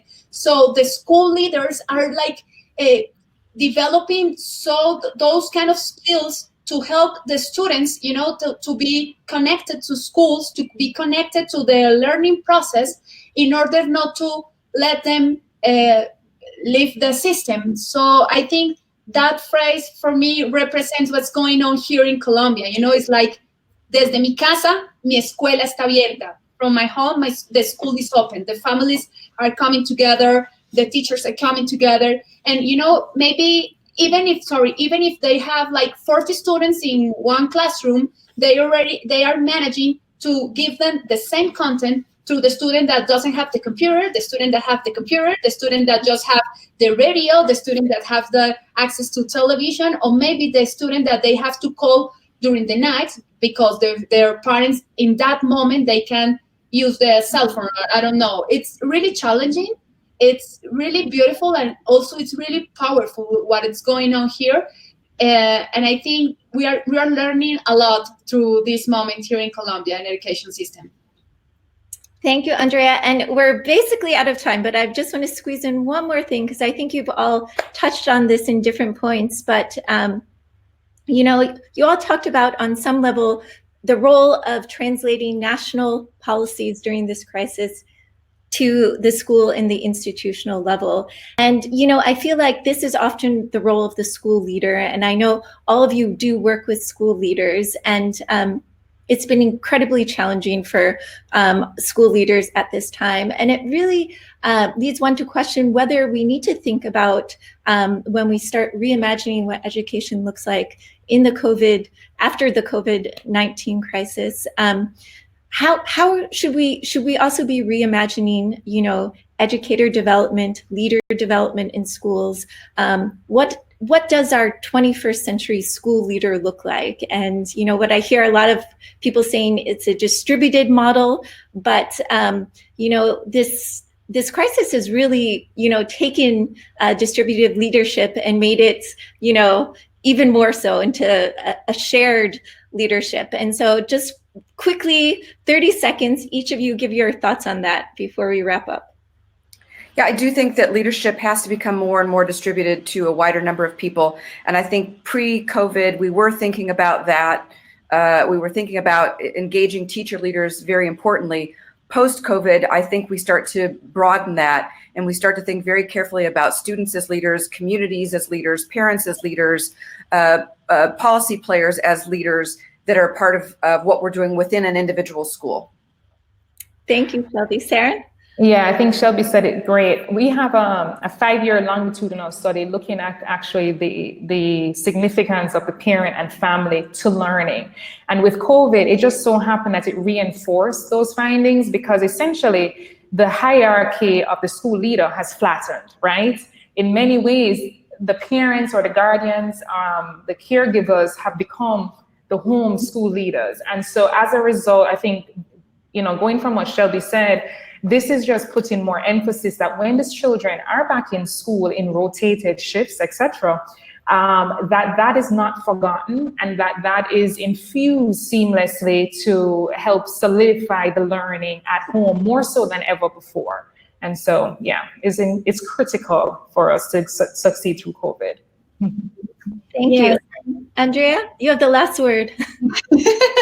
Oh, no, but what I believe is that to reimagine the system, what I believe is that right now we have to strengthen the skills to pedagogical leadership. I don't know if it's that clear, because what we have been learning is that the stronger are these skills on our teachers and our leaders, school leaders, it's easier to cope or to embrace the changes. So we are inviting all our leaders to strengthen those skills to allow them to be more flexible, to be more resilient, and also to be more student-centered. I don't know if that's right, or if I made my point. Thank you so much.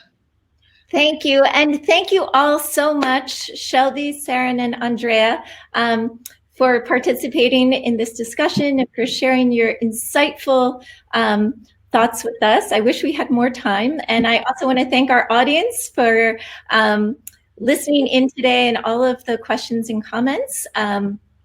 We look forward to posting the replays of this session on our website. So thank you all very much. And without further ado, I'd like to invite my colleague, our Director of Research at WISE, Dr. Asma El-Fadala, to the digital stage to give us the closing remarks of today's conference. Thank you. Thank you, Julia. And thank you for this great panel. To conclude this session, I want to take a moment to thank everyone who participated. Of course, our amazing speakers, moderators, and our participants. I've enjoyed the sessions and I hope you all enjoyed them as well and are leaving with some new ideas and inspiration. Listening to the speakers and also reading the participants' comments in the chat section and also on social media, I want to highlight 4 main themes that have emerged from the discussion today. And some of them are linked to the earlier session this morning. Number 1, what we have been reminded of is that during this crisis, education is a social experience, and the magic of learning comes with the learner's interaction with their teachers and their peers. Speakers in session 1 as well mentioned a similar point about the great need to reform education by bringing the human back into the classroom. And this gets to the importance of social and emotional learning and the need for human connection. Number 2, we are witnessing a triple shock. A, education has been disrupted and learning is being lost. B, students in economically and socially disadvantaged communities will drop out of school, leading to more child labor and early marriage. C, economy collapsing, impacting the future of education and work. Among all this, we need to ensure that the disadvantaged children are not left behind. The third point, education needs to be a priority in the coming months and years. Don't let it get lost in budget cuts and aid. Education is often the first service to be disrupted and the last to be restarted in a crisis situation. And as our keynote, Gordon Brown, warned us, this can be difficult consequences for students, particularly in low-income countries where students are more in danger of dropping out due to a number of factors, of course. Finally, the final theme, it seems we all agree on what kind of changes need to be made, and now we need to talk more about the how of building back better, the transformative and systematic change that we need to start implementing. How do we begin to do that? What connects all of these themes together, and what I have also heard every single speaker say today, is that education needs to change. When the new normal emerges from COVID-19, the old normal is not working anymore. In fact, if anything, this crisis has clarified how big the equity divide is in our global education systems, and that going back to the way things were would not be fair to most learners. This pandemic has also been a good reminder that crisis and large-scale disruption are good catalysts for change and innovation.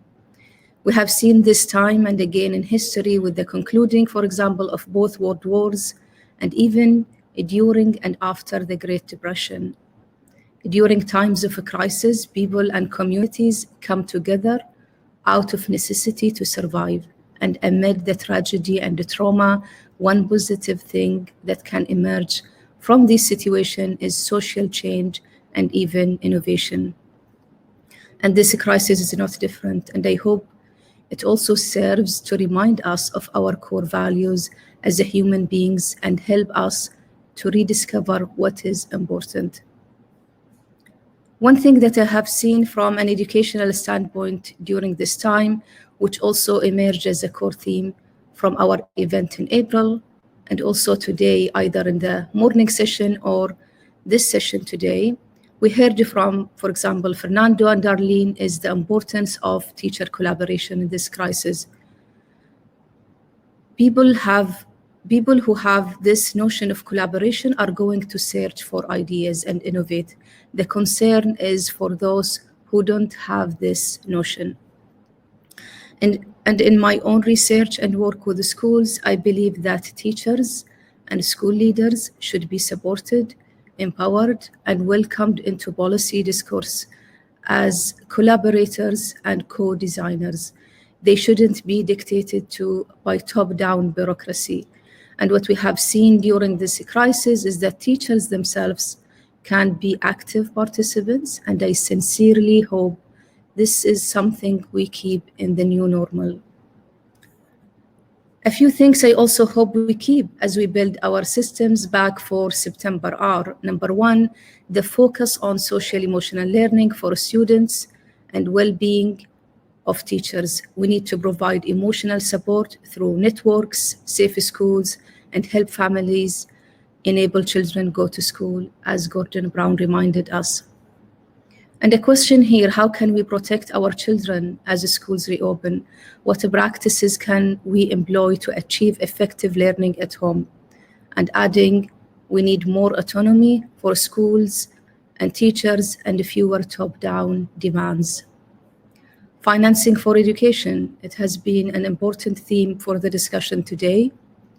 As we have heard from our keynote and other speakers, as countries around the world deal with budget cuts, we need to preserve funding for our education systems, because financing education has got to be taken seriously. We can't send teachers into the classrooms without the resources they need. While we have a health crisis, we have to recognize we have an education emergency. So what is next? Here at WISE, and I know that I can speak for our partner, Salzburg Global Seminar as well, we are committed to partnering with the Education Commission and their joint effort with many organizations, civil society, and private sector and others in carrying forward Save Our Future campaign for building better education systems. And in fact, the questions were conducted today was to crowdsource perspectives from you, our audience, to help shape a forthcoming white paper to launch by the campaign. So thank you for taking part. We will also continue helping to support and inform the conversation going forward through our event platforms, as well as through our publications. To conclude, I want to reiterate that in and amongst the grief and the trauma that this pandemic has caused, so is uniquely opportunity to build a better education. For the first time in 150 years, we get to blow up the industrial model of education and think anew. My sincere hope is that looking back in 20 years, we can laugh with our kids and say, yes, we did do that in school before. I know it didn't make any sense, but it took COVID to help us make that change. Maybe we will start designing a school and learning experience to set our students up for the future instead of holding them back to the past. Thank you all for joining us. We hope you can join us tomorrow. Registration is still open. Please join us for the discussion on day 2 on the role of innovation to reimagining resilience, and for day 3 on Thursday on redefining equity through technology. Speakers include Safina Hussein, the founder of Educate Girls, Larry Rosenstock, 2019 WISE Prize Laureate, Rebecca Winthrop from Brookings, and many other speakers. The full program is available on our website. Thank you for joining us.